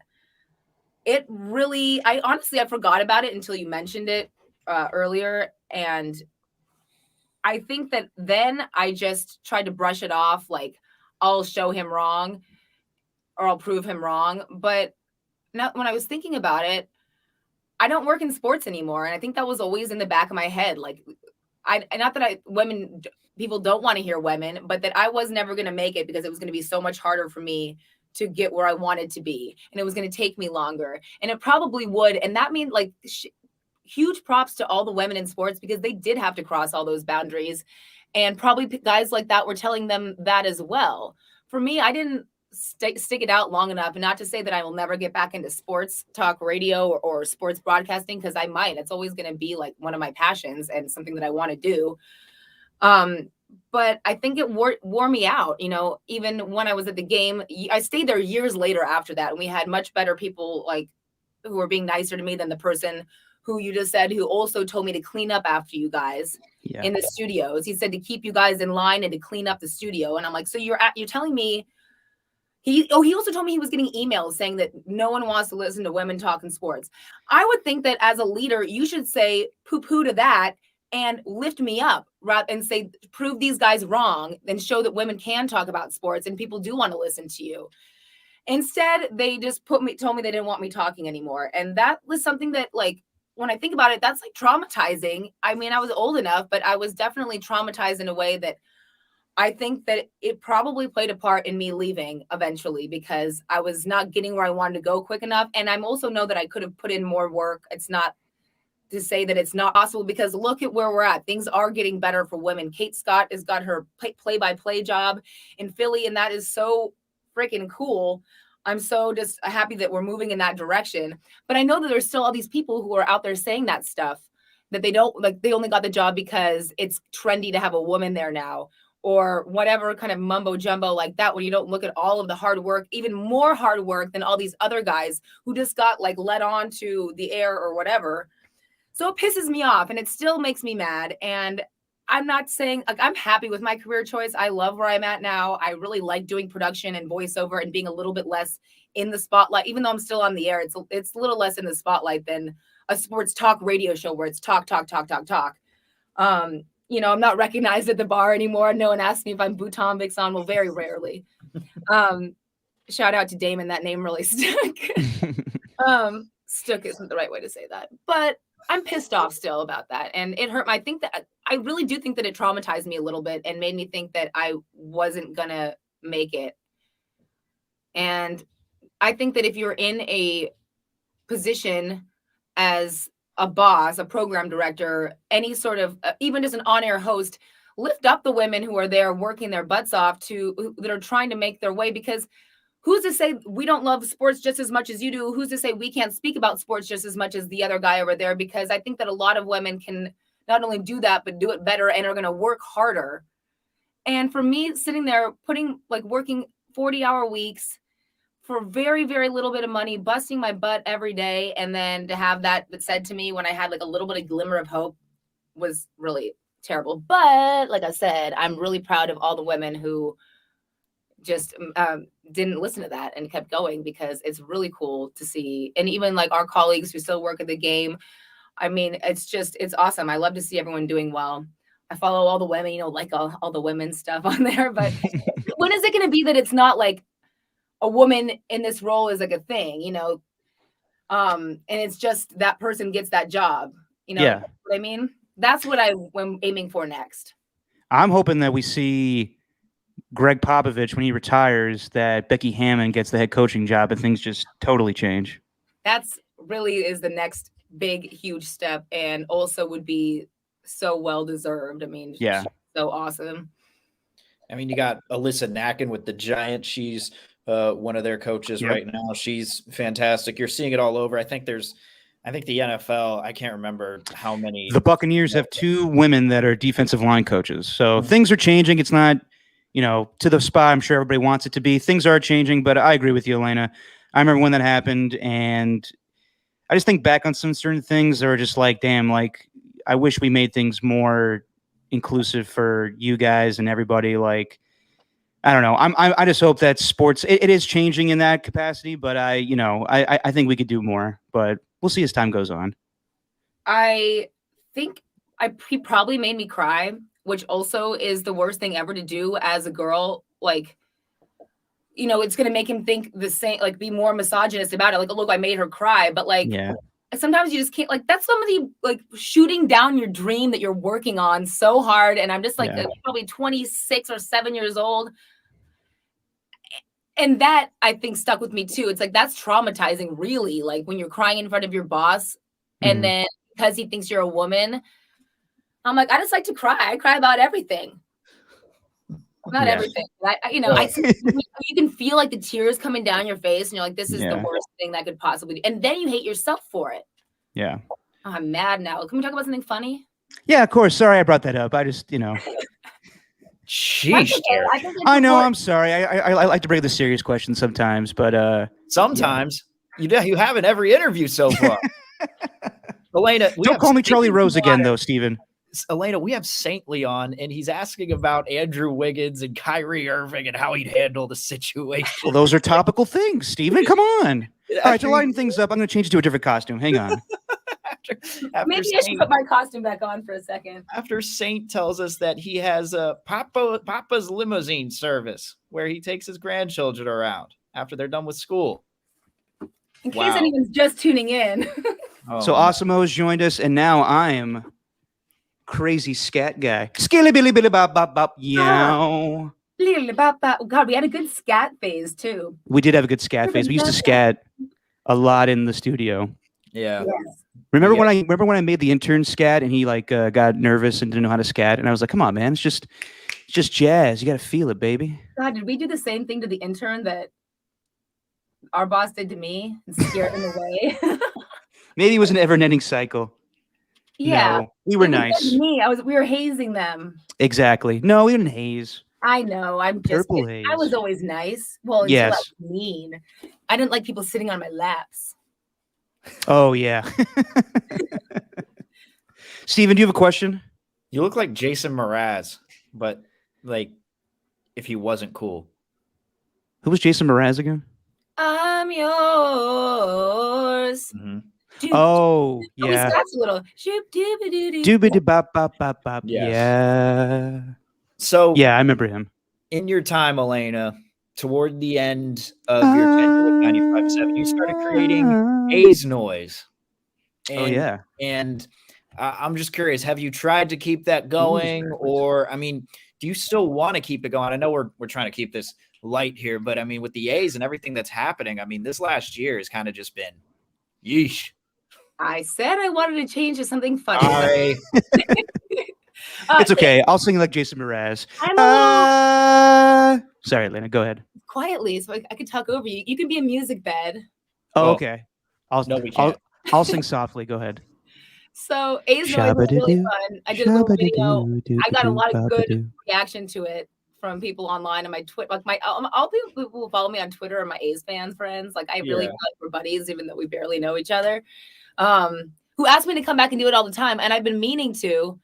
I just haven't done it. So that's a really bad excuse. But the A's really bum me out. And with all this talk about moving again, this is like the thorn in all of us. Like, I know me and Derek and I and you a little bit with the Raiders and stuff. But it's like after losing the Raiders and then even the Warriors, even though everyone tried to convince me that, they're just moving across the pond. And by the pond, I don't mean England. I mean the Bay. Yeah. And, England, that bringing Steven in as well. Mm-hmm. And then with the A's, they've been threatening to leave, since first it was Fremont, then it was San Jose, and then we couldn't. It's just constantly been in the back of our minds. But then, of course, they go with the rooted in Oakland, and I haven't been able to follow the nitty gritty of everything that's happening because I keep saying, like, wake me up when, like, there's actually something that I can follow. Like, I try to follow Casey Pratt. He's awesome. Like, at the hearings, giving all the updates. Yeah. I don't even understand it all. Like, it's too complicated. I just want the A's to stay. It drives me crazy. And I push it aside and just watch the games because my heart's been broken. It's like, it's like you're in a relationship with a city and as a sports fan, and you just keep getting like, fool me once, shame on you, all that sort of thing. And it's been too hard and sad for me to follow the A's leaving because I know it's probably same with the Raiders. When it happened, I didn't even want to like know until I knew. And then that one somber day, we're in that sports hub. Oh man. And we were watching Mark Davis talk. It's like it was like unreal. Yeah. And I am, despite like the A's having a bad season and falling apart at the end of the season, for me, it's always been they've been bad for my whole like sports life. I mean, they're not bad, but they haven't made it past where they needed to be. I've always been like, stick with your team, Raiders, Warriors, and then one day they will surprise you, or they you know, they'll get it together and you're going to win, and that will be the best day or month or year or whatever it is ever, because you've waited so long. The Warriors did it. Us in 2015, that was like the most fun we've ever experienced. That was when we were all starting to work at the game together, and it was just like such a cool thing to experience. If the A's leave before that happens, I mean, you stick with the team knowing that they can suck forever, knowing that one day it's going to pay off. If they leave, then what? And if they go to Las Vegas and join the Raiders, I mean, I'll never be able to go see Thunder Down Under again. Yeah. Yeah, it would suck if they go to Vegas too, and God, they steal both of our teams. So, Elena, are you as torn as me and Natalie Imbruglia now that the Raiders are good now? Oh, it's the most Natalie Imbruglia every time I watch the game. How do you say her name? Is it Natalie Imbruglia? Imbruglia. Imbruglia. Yeah. Sorry to all the Natalie Imbruglia fans who of her one-hit wonder song, Torn. Yeah, we love it. Her and Eagle Eyed Cherry. Every time I watch it's a bummer because I end up rooting for them, obviously. It just feels bittersweet, and I'm still scorned. I'm still like that bitter ex who just feels like they're kind of parading around their new city in front of me, and I don't like it. I don't like it one bit, but I'm not going to choose another team, and I'm certainly not going to not watch. So yeah, I still root for Derek and Jalen Richard. Too. It gives me good feelings, and then it makes me mad at the same time. It does. And over Rodney Hudson. By the way, Steven, do you remember a certain game where it was the last game of the 2016 season? It was a bad one because Matt McGloin had to fill in for Derek Carr.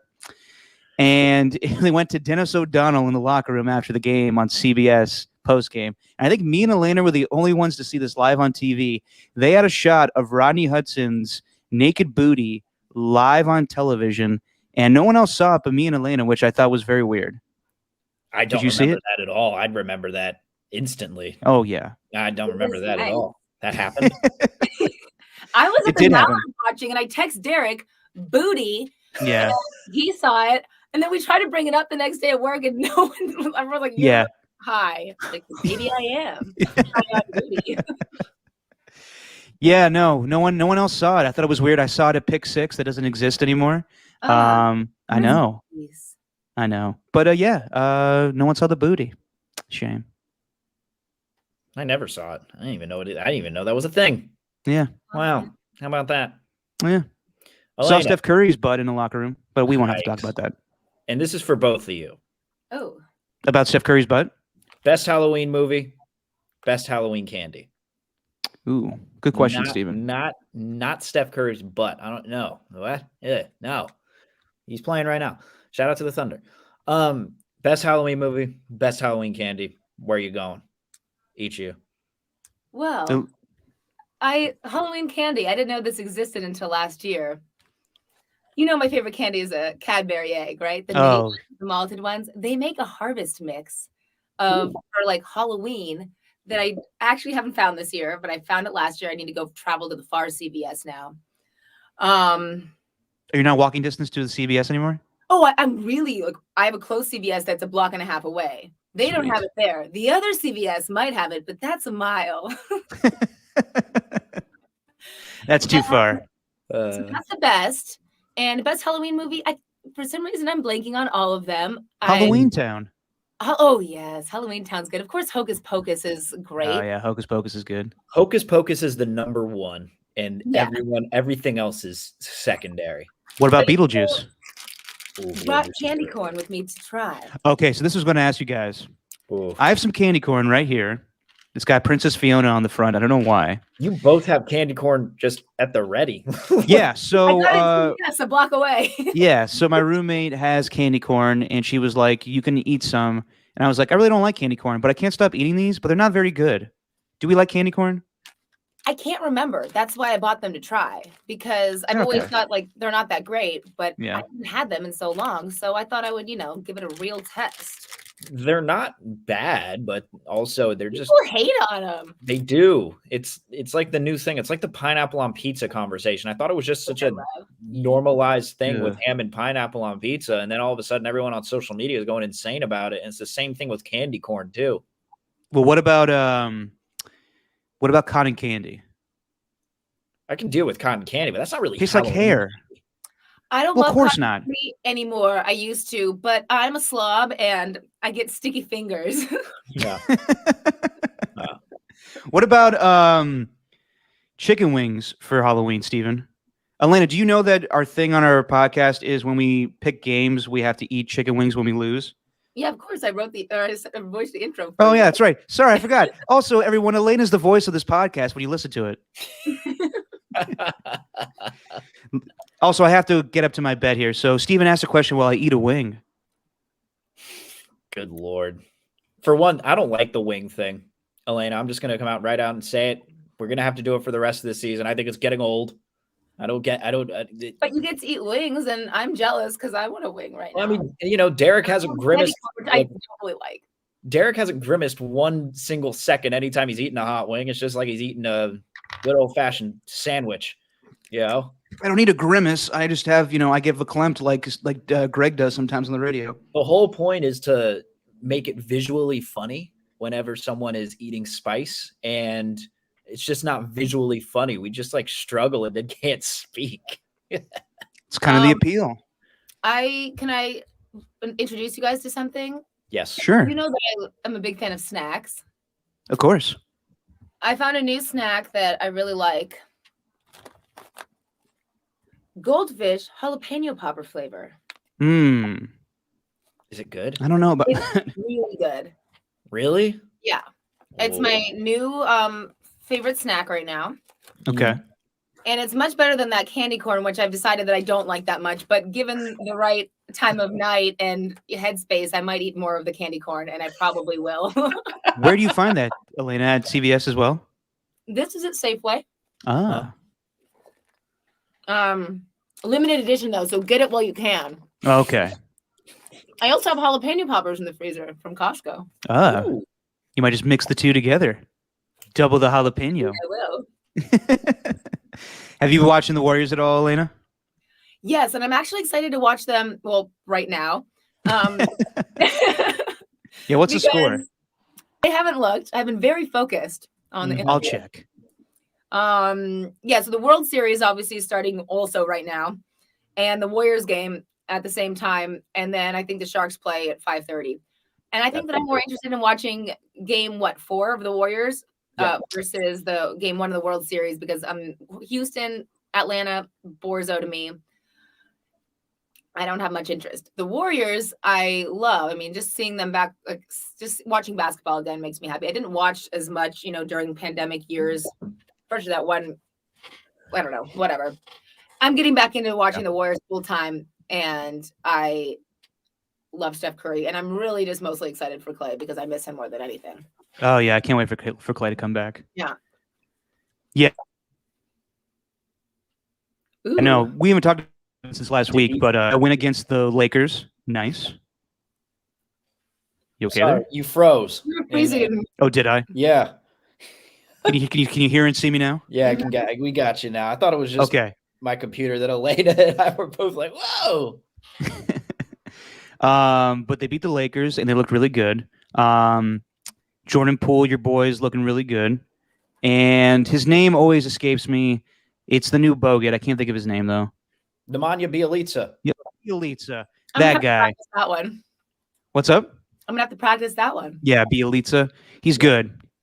I like him. Then they beat the Clippers, and then they beat the Kings. So they're looking pretty good. I don't know how they're doing against the Thunder right now. I don't think that game is officially tipped off yet, but they're looking nice, Steven. It has. There is not a score right now. It is still 0-0. Oh man. Yeah. So Elena, what do you make of crazy Evander Kane? Okay. I was thinking about this. Well, While you answer, I'm going to eat my second wing. okay. I'm going to have to put down my snack so I'm not eating while I talk. Evander Kane. Just right. There's too much to say about him. I remember, since he's been with the Sharks, he's had the fake COVID vaccination card. He's had a gambling issue. He's had bankruptcy, filed for bankruptcy. He's had domestic violence charges, or not, maybe not charges, but whatever. Allegations. Yeah. Allegations. Thank you. And that was just since he joined the Sharks a few years ago, right? And I looked up before, because I knew that he had some other stuff going on. I remember there being something about him, trying to pay somebody to get an abortion, something weird there. That was when I remember when he first was getting signed with the Sharks. I'm like, who is this guy? He has he'd been accused of assault in Vancouver, criminal trespassing in Buffalo, and sued by a 21-year-old who accused him of assault. There's been multiple things before he came with the Sharks. But then last season, or 2020, he started the Hockey Diversity Alliance, right? And he welcomed a child. And those were things were in the more forefront of my mind. Evander Kane is this, and he was doing good for the Sharks, and the Sharks were doing well. And I really wanted to like Evander Kane. But this is the thing, when there's so many incidents, you can't keep blaming your ex-wife or whatever for being crazy when you have all these past allegations against you. And I think that it's at some point you just got to cut the person loose. You can call someone crazy or say, you have a addiction, but you're constantly an issue. Yeah. It's just too much. And the Sharks are after a 4-1 start, and Evander Kane is not playing. Well, because what? Because of the COVID vaccination thing, I think he got suspended. Yeah, he drew a COVID vaccine card with a Crayola or something. It's just too much. And then there was always the time that I saw him coming out of the elevator at Battery Street. Oh. Game, and we crossed paths, and I was like, "Who is that?" And then I was who was that? And then I was like, oh my God, that was Evander Kane. I'm like, I should have said something. But I think that I'm the one who really dodged the bullet there. You did. Yeah. Who knows what he had done? He said something like, hello. And I was like, oh, hello. And I was like, what was that? And I'm like, oh shit, that was Evander Kane, because he was dressed in a suit. I didn't see him like that very often. I really dodged the bullet. I was thinking this could have been my in to financial security, but turns out he's been bankrupt, and I probably have more money than him. That's true. Yeah, it's just there's so many outside distractions, and one thing I think we've all seen with the Warriors in that time, in that span when they were so good, was that there wasn't any, besides that, before the Kevin Durant stuff, there just wasn't any outside talk about anything off the court. It was all happening on the court. Whenever it was in 2015 and 2016, before KD did come to the Warriors, and 2017 during his first year, it's just way too much of a distraction right now. And I don't know if the Sharks are as good as their record says they are, because they were not expected to be good this year.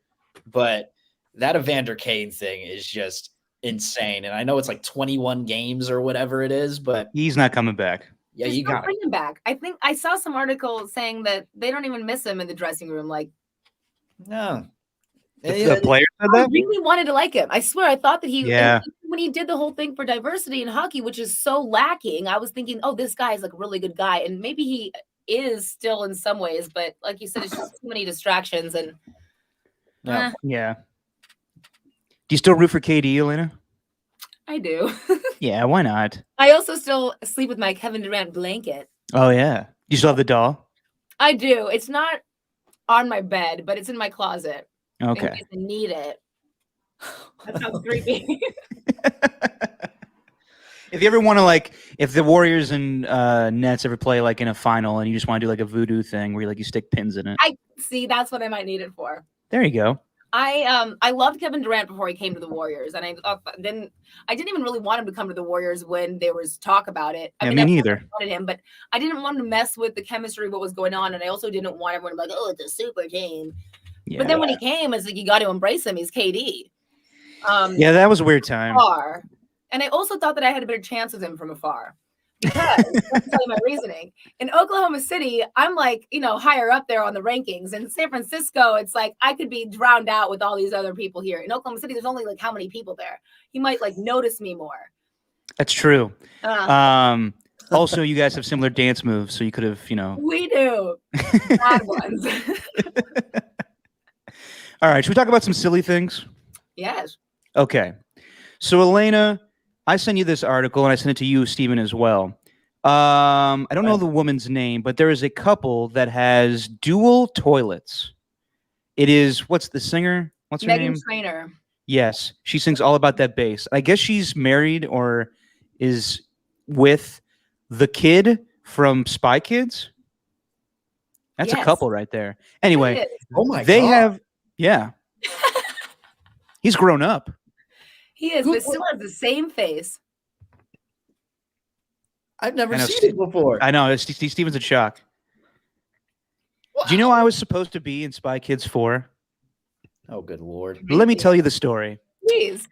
So, Spy Kids shoots in Austin, Texas, and I went to school in Austin, and they're looking for extras in Spy Kids 4. So, me and my buddy Jamie saw that they were doing that, and like, cool, we'll go just for fun. Like, whatever, Spy Kids 4, they'll pay us, and it'll be a fun day. And they got our headshots. Like, we took ridiculous ones like at our apartment. We didn't think they were like legitimate, and we thought they were going to call us. And sure enough, they did. And they were like, "Hey, you guys want to come down and be an extra in Spy Kids 4 on a Saturday?" We're like, "Sure." Like, cool. We'll send you guys all the details and everything. Never got the details. Never got the phone call. Never was in it. And I hate Spy Kids. Now I hate it too. Exactly. That could have been my start, Elena. I could have been a Spy Kids kid at 20. You would have been good. I know, right? Mm-hmm. All the gizmos and gadgets and Antonio Banderas.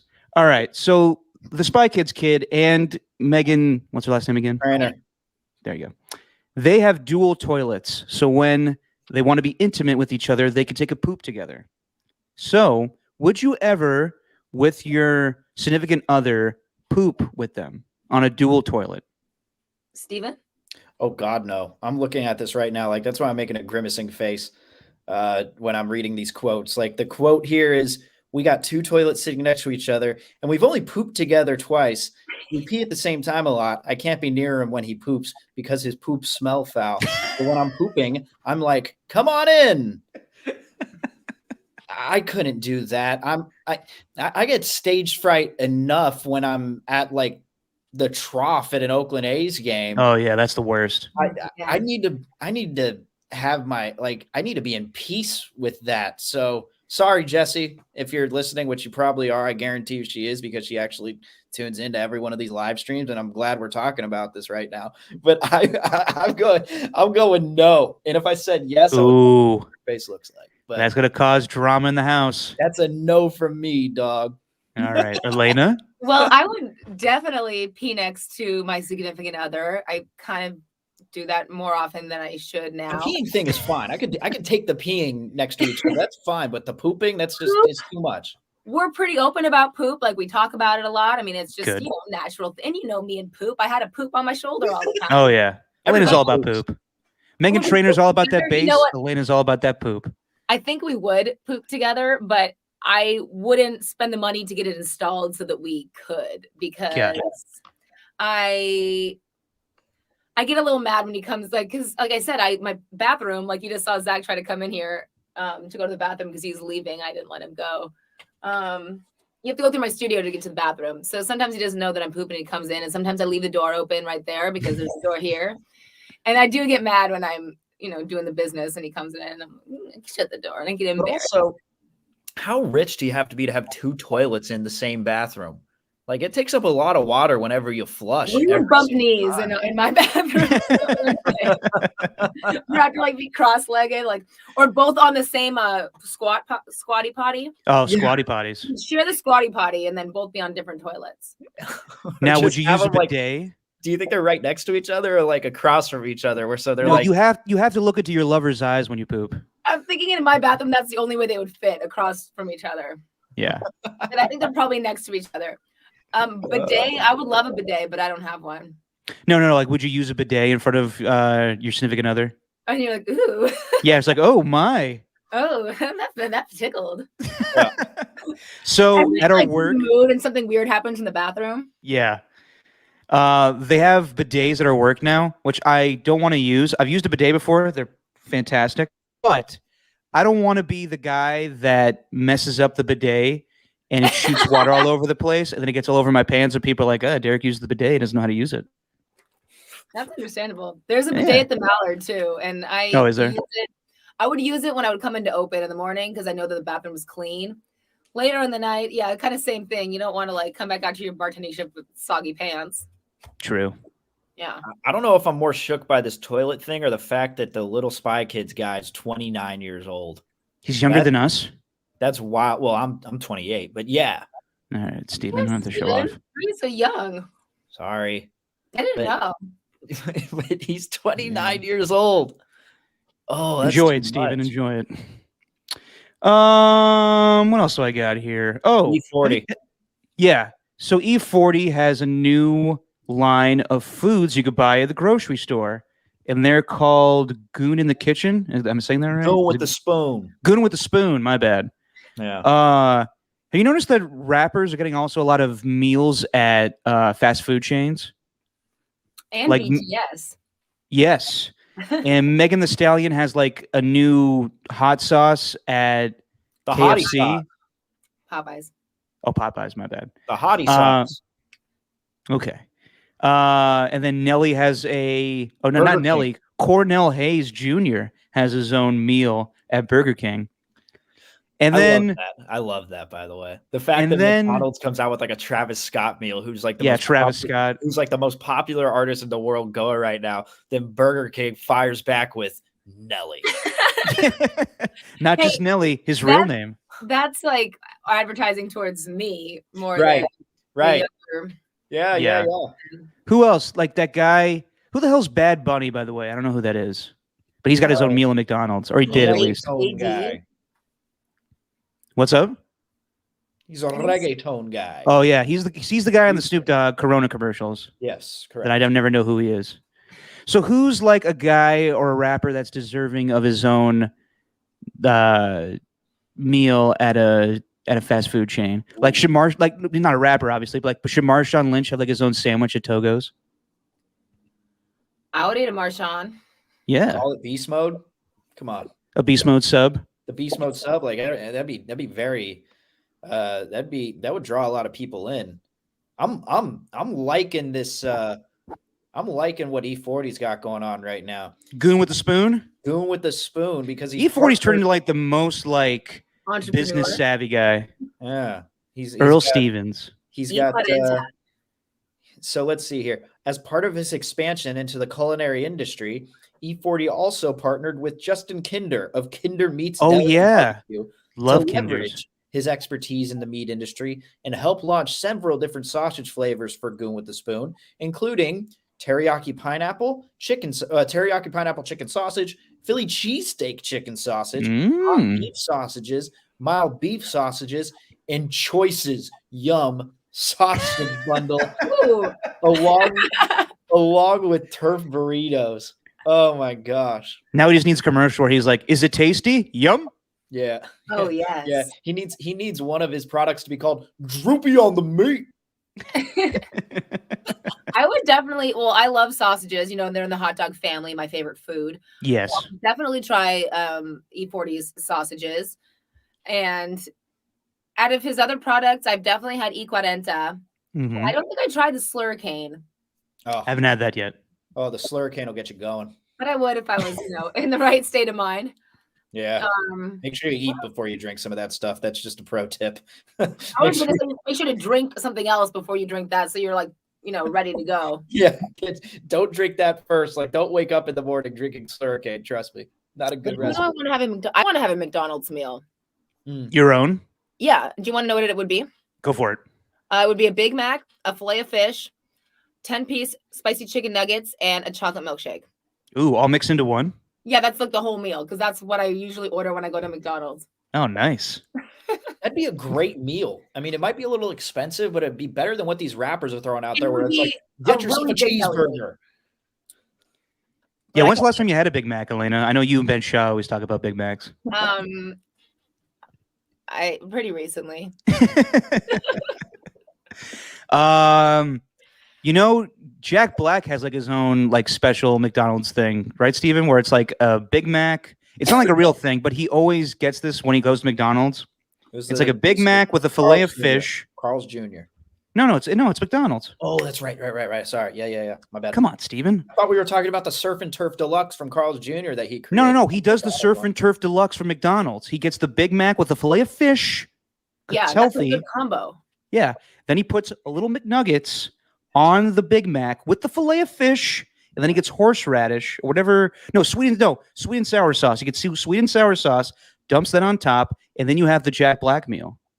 I'm gonna have to try that. I know. Well, if McDonald's was smart already, and if I just put them all together, I could make that happen. Carl's Jr. is all about the zucchini rounds. Ooh. Oh, is that me? Steven. That was me, sorry. Did Jesse call you because she was upset you don't want to poop with her? There's a possibility she was calling me.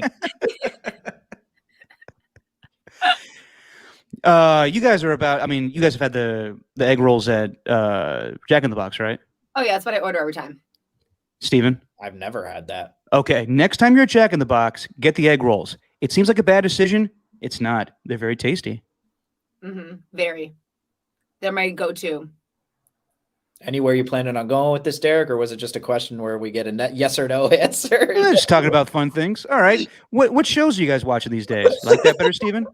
Such an asshole. Trivial bullshit? I'm sorry. Well, for me, this past year, I have gotten really into mindless, terrible, but great television.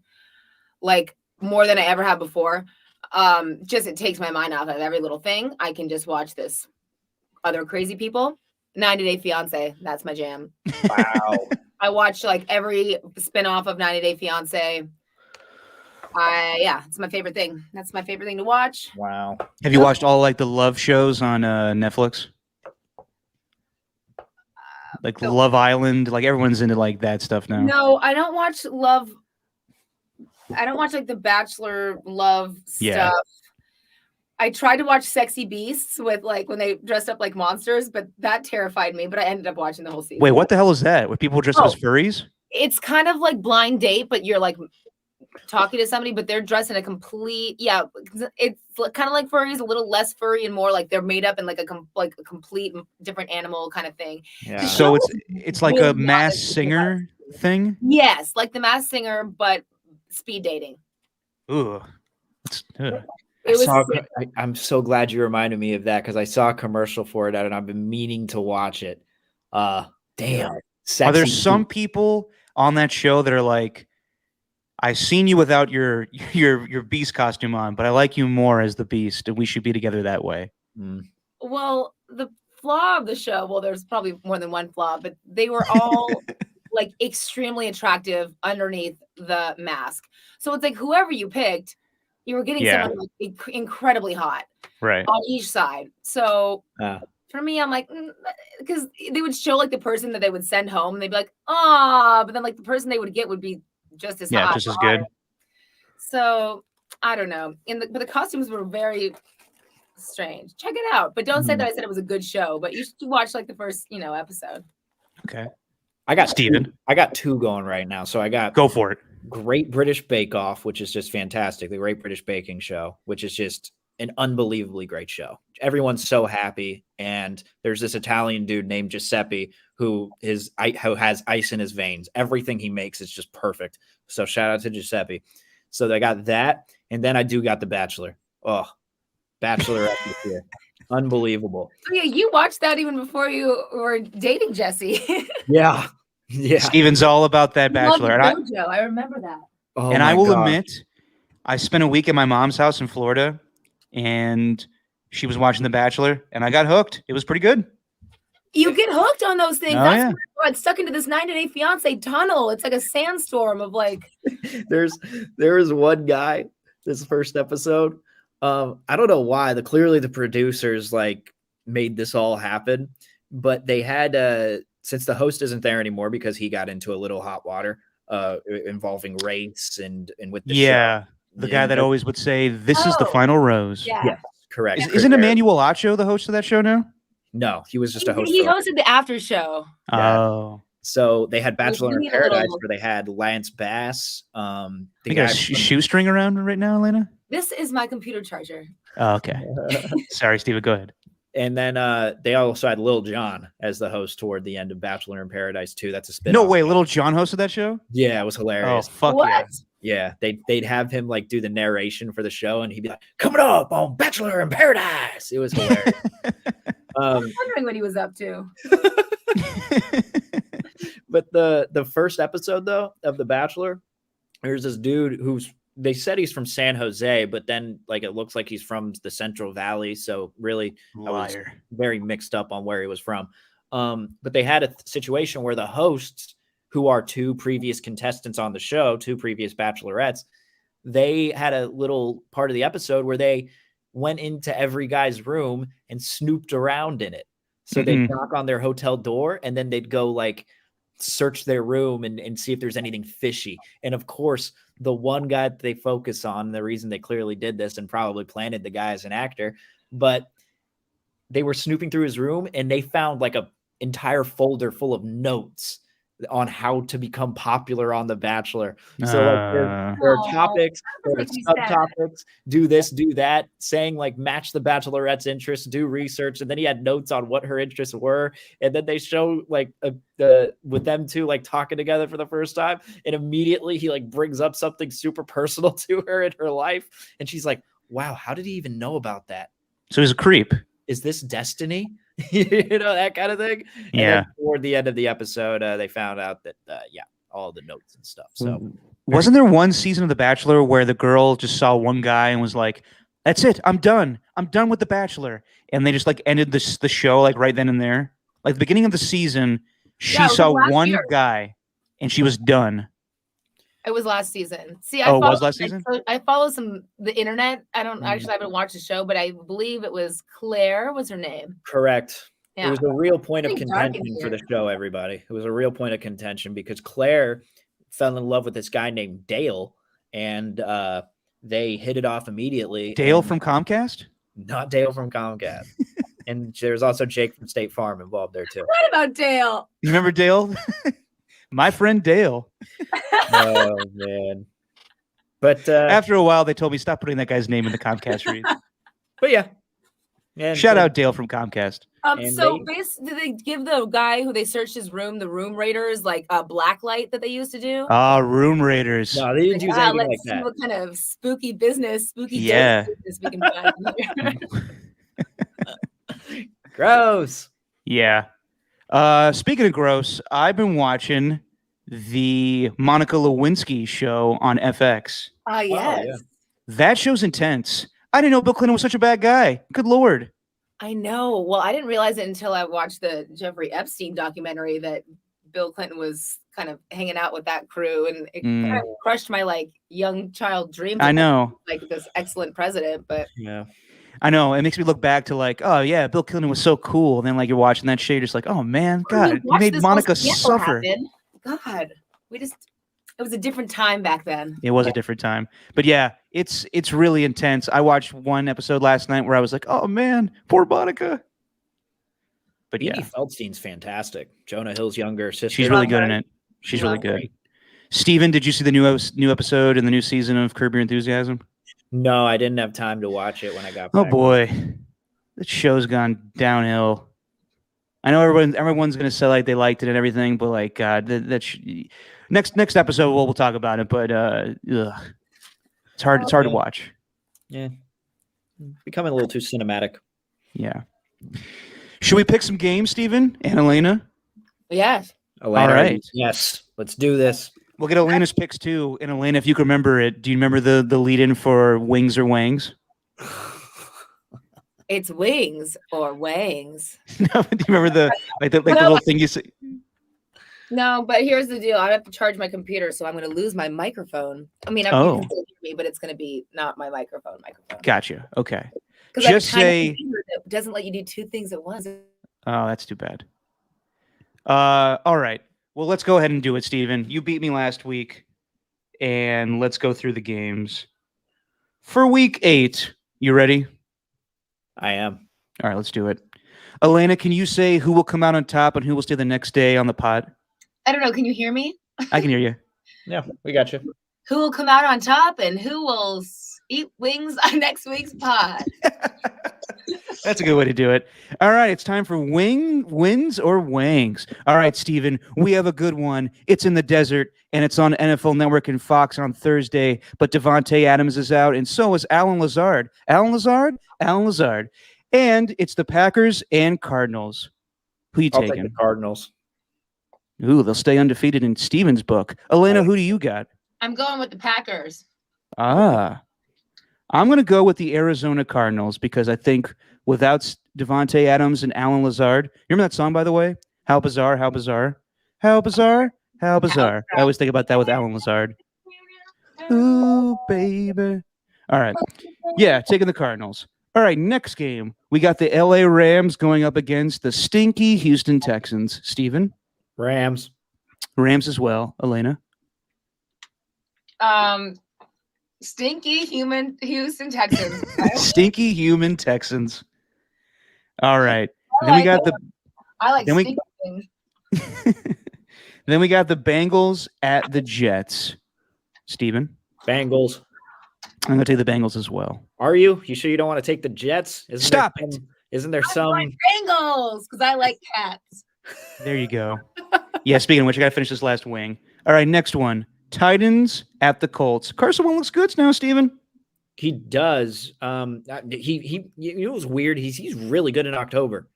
I don't know if it's like the pumpkin spice stuff, but like if you look at his numbers from September and November, they're nothing compared to what they are in October. So this is his last time to get that done, but it's going to be November by then. So I'm taking the Titans on this one. Wrong, Steven. It will be October 31st on Sunday. It will still be October.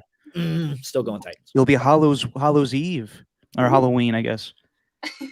I'm taking the Colts. Did you pick a team, Steven? Yeah, the Titans. Okay, didn't hear you. Elena? I'm going Titans. All right, then. Next up, we got the Steelers at the Browns. And Elena's favorite player, Nick Chubb. Yes. Who And my you favorite got? noise, the brown noise. Who you taking, Elena? Browns. There you go. Is Elena. Baker playing? Or Steven. Is Baker playing? I think he's on track to. Is he? All right. Yeah, still hopes affairs. Definitely has a chance. But I'll say this. Baker Mayfield, better actor than quarterback. Interesting. Those commercials are pretty good. Mhm. Yeah, I'll take the Browns on this one. I'm going to make it Browns as well. Come to the brown side. There you go. Eagles at the Lions. Are the Lions going to finally get a win, Steven? I'm gonna go yes. Actually, I think the Lions are gonna get this one. They've been so close right. the entire season. I think this is when they do it. Elena, what do you think? Do you like Dan Campbell and how much he cries? I know I said I liked criers because I'm a crier. I think I'm going to go Eagles, even though I said I liked cats. I also like birds. I'm going with the Eagles as well. All right. 49ers at Bears. We thought this was going to be Trey Lance versus Justin Fields, but it's all going to be stinky Jimmy Garoppolo once again. Elena? I'm going to go with the Bears. Yeah, I'm gonna go with the Niners on this one. I don't know if the Bears can actually. I don't know how good of a team they are, so I'm gonna go with the Niners. I don't know how good of the team. I don't know how good of a team the Bears are either, but it would be sweet if Khalil Mack just sacked Jimmy Garoppolo. So I'm going to go with that. Yeah. I also thought the Niners were going to win a lot of these other games, and they didn't. So I'm gonna go with Khalil Mack because got to stay Oakland strong. Elena, did you love it when I texted you about this, but did you see when he sacked Derek Carr and did the O? I didn't see it live because I was out and about, and I think I got home, and then you texted me that. But I did watch it back, and it was great to throw out the O. Oh yeah, I loved it. And Niner fans, I just want to see them panic because they make me laugh when they freak out. So go into 2-5, the 49. All right, Panthers at the Falcons. Ooh, Steven, this might be one of your favorite stinkers of the week. Panthers. Elena? Yeah. Cats? Meow? Yeah, meow. Meow meow as well. Panthers. Whoa! First time the other Sorry. day. What are you opening up there? Sorry. I had a. God, Steve's in a rush to watch British Bake Off. I was Jesus. going to say. It was for a laundry detergent commercial, and I was trying to open up the scores and make sure that I had everything right. There you go. She's Dolphins sipping a at Bills. laundry commercial. What? Buffalo. Yes, for wings. Yes. Bills. And for Bills. Jared's 5-hour trip to Buffalo. Yes, where we stay on the plane longer than we are in Buffalo. It's a pauper tradition.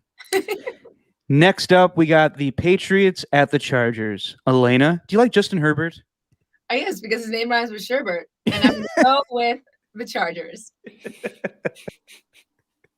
Yeah, Steven. I'm gonna go with the Chargers too. I think I'm going to go with the Chargers as well. coming off a bye All week, right. right?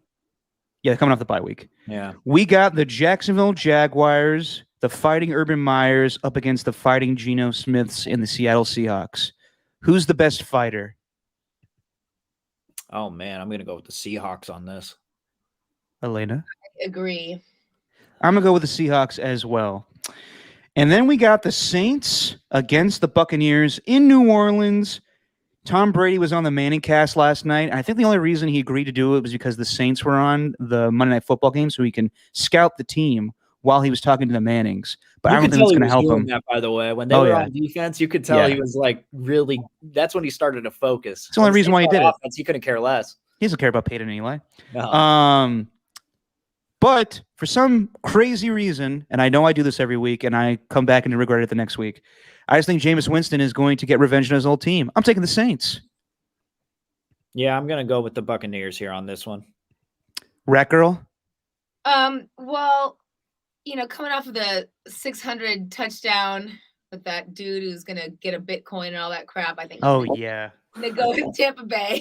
Can we talk about that for a second? Did that guy screw up by giving the ball back? Should he had more of the leverage, didn't he? Like even Tom Brady said last night on Manning cast, if you like Elena, if you caught like a significant home run, would you give that back if the player was like, I want that back? I probably would because I'm like, I got a heart, but I also am greedy and I would like to make a lot of money. No, I would do that, but I would probably want money, not just like Bitcoin, not just like stuff that goes back to the team. Yeah. Like the team. So I mean, that's an awesome stuff to get back, like a signed jersey. And if you're a huge fan, that's great.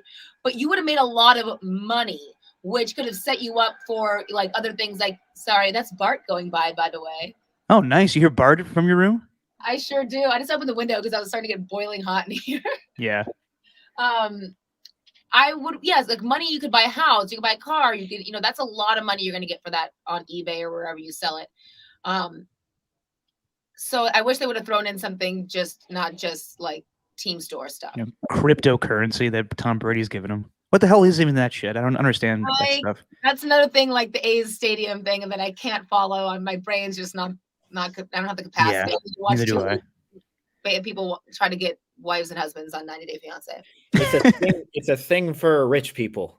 Like, yeah, basically. If you're rich and you have Bitcoin, like you have the money to blow, and it's okay that it goes away. But if you're putting your money in Bitcoin now, I just don't know. I don't trust it. Yeah. It scares me. Don't trust anything. That's what Steven says. Last three. The football team, Washington that is, up against the Broncos. Elena, which football team are you going for? Football team or Broncos? God, I don't know. The Broncos. There you go. Steven? Broncos are at home, Arrowhead. Arrowhead? Or excuse me, Mile High Stadium. Mile High. I'm gonna go with Washington on this one. I'm gonna go with the Broncos. Yeah. The Sunday night game, Cowboys at the Vikings. You got Dak Prescott and you got Kirk Cousins in his glass case of emotion. Well, we all know that I don't like the name Kirk, but that's not just the That's reason. true. I'm gonna go with Dak and the Cowboys. Okay, Steven? I'm gonna go Cowboys too. I'm gonna go with the Vikings on this one. Oh man. For my little brother. All right. And then we got, the Daniel Jones one-hand band army making those great catches. the Giants, if you couldn't tell by my description, against the Chiefs at actual Arrowhead, Steven. Chiefs. Chiefs as well. Are the Chiefs going to come out of this? I think so. I don't think so. Yeah, okay, I'm going with the Chiefs. There you go. All right. We'll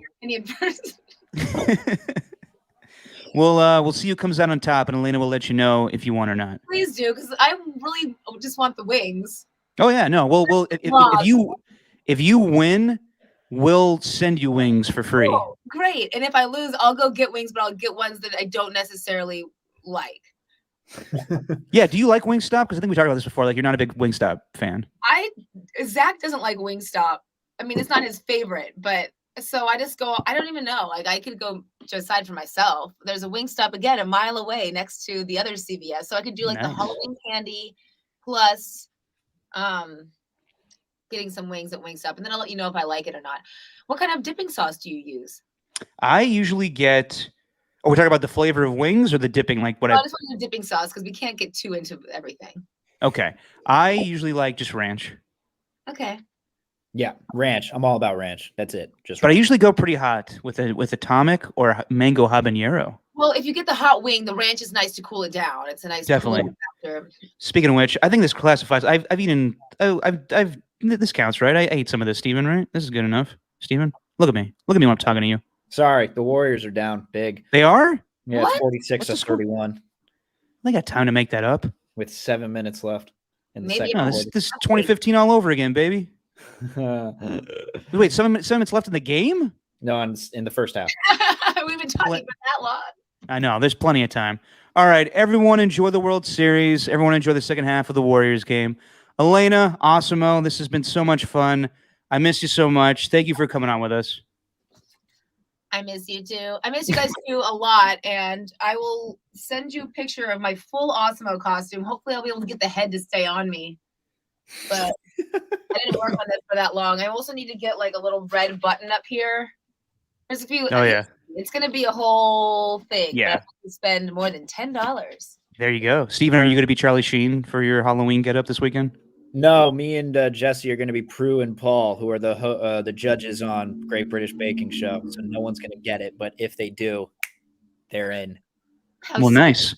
I'm going to be Santa Claus. Nice. Of course you are. I'm just going to show up to the Halloween party I'm going to as Santa Claus and see if people get it. That's perfect, unless it's really boiling hot. Because I saw that the weather. Okay, so you had the atmospheric river for like 5 seconds yesterday. And now I saw the weather is going to be like in the 90s in LA like this week. Oh, really? We just got rain. I know. So just watch out, if you're Santa Claus, like maybe do like a Santa tank top and shorts. Yeah, I was probably just going to do the hat and just call it a day. Okay. That's how much effort I put into this stuff, obviously, as I was Miguel Chilada for this show. You also had 3 different costume changes, though, which is very That's impressive. true. You could say I tried the hardest out of all of you. Yeah, you could say that. All right. Elena, love you. Miss you. Thank you so much for hopping on with us. You're welcome. I really enjoy your guys' podcast. I have fun watching you guys and listening to you guys. And Yay. Thank you. like we're all hanging out again with the poo and the koosh. Oh, yeah, definitely. Anytime. And it's your podcast, too, because you do all the voice work. Yeah, that's true. That's true. All right, Steven, say what you always say, my friend. It's just our opinion, man. Oh, that was awesome.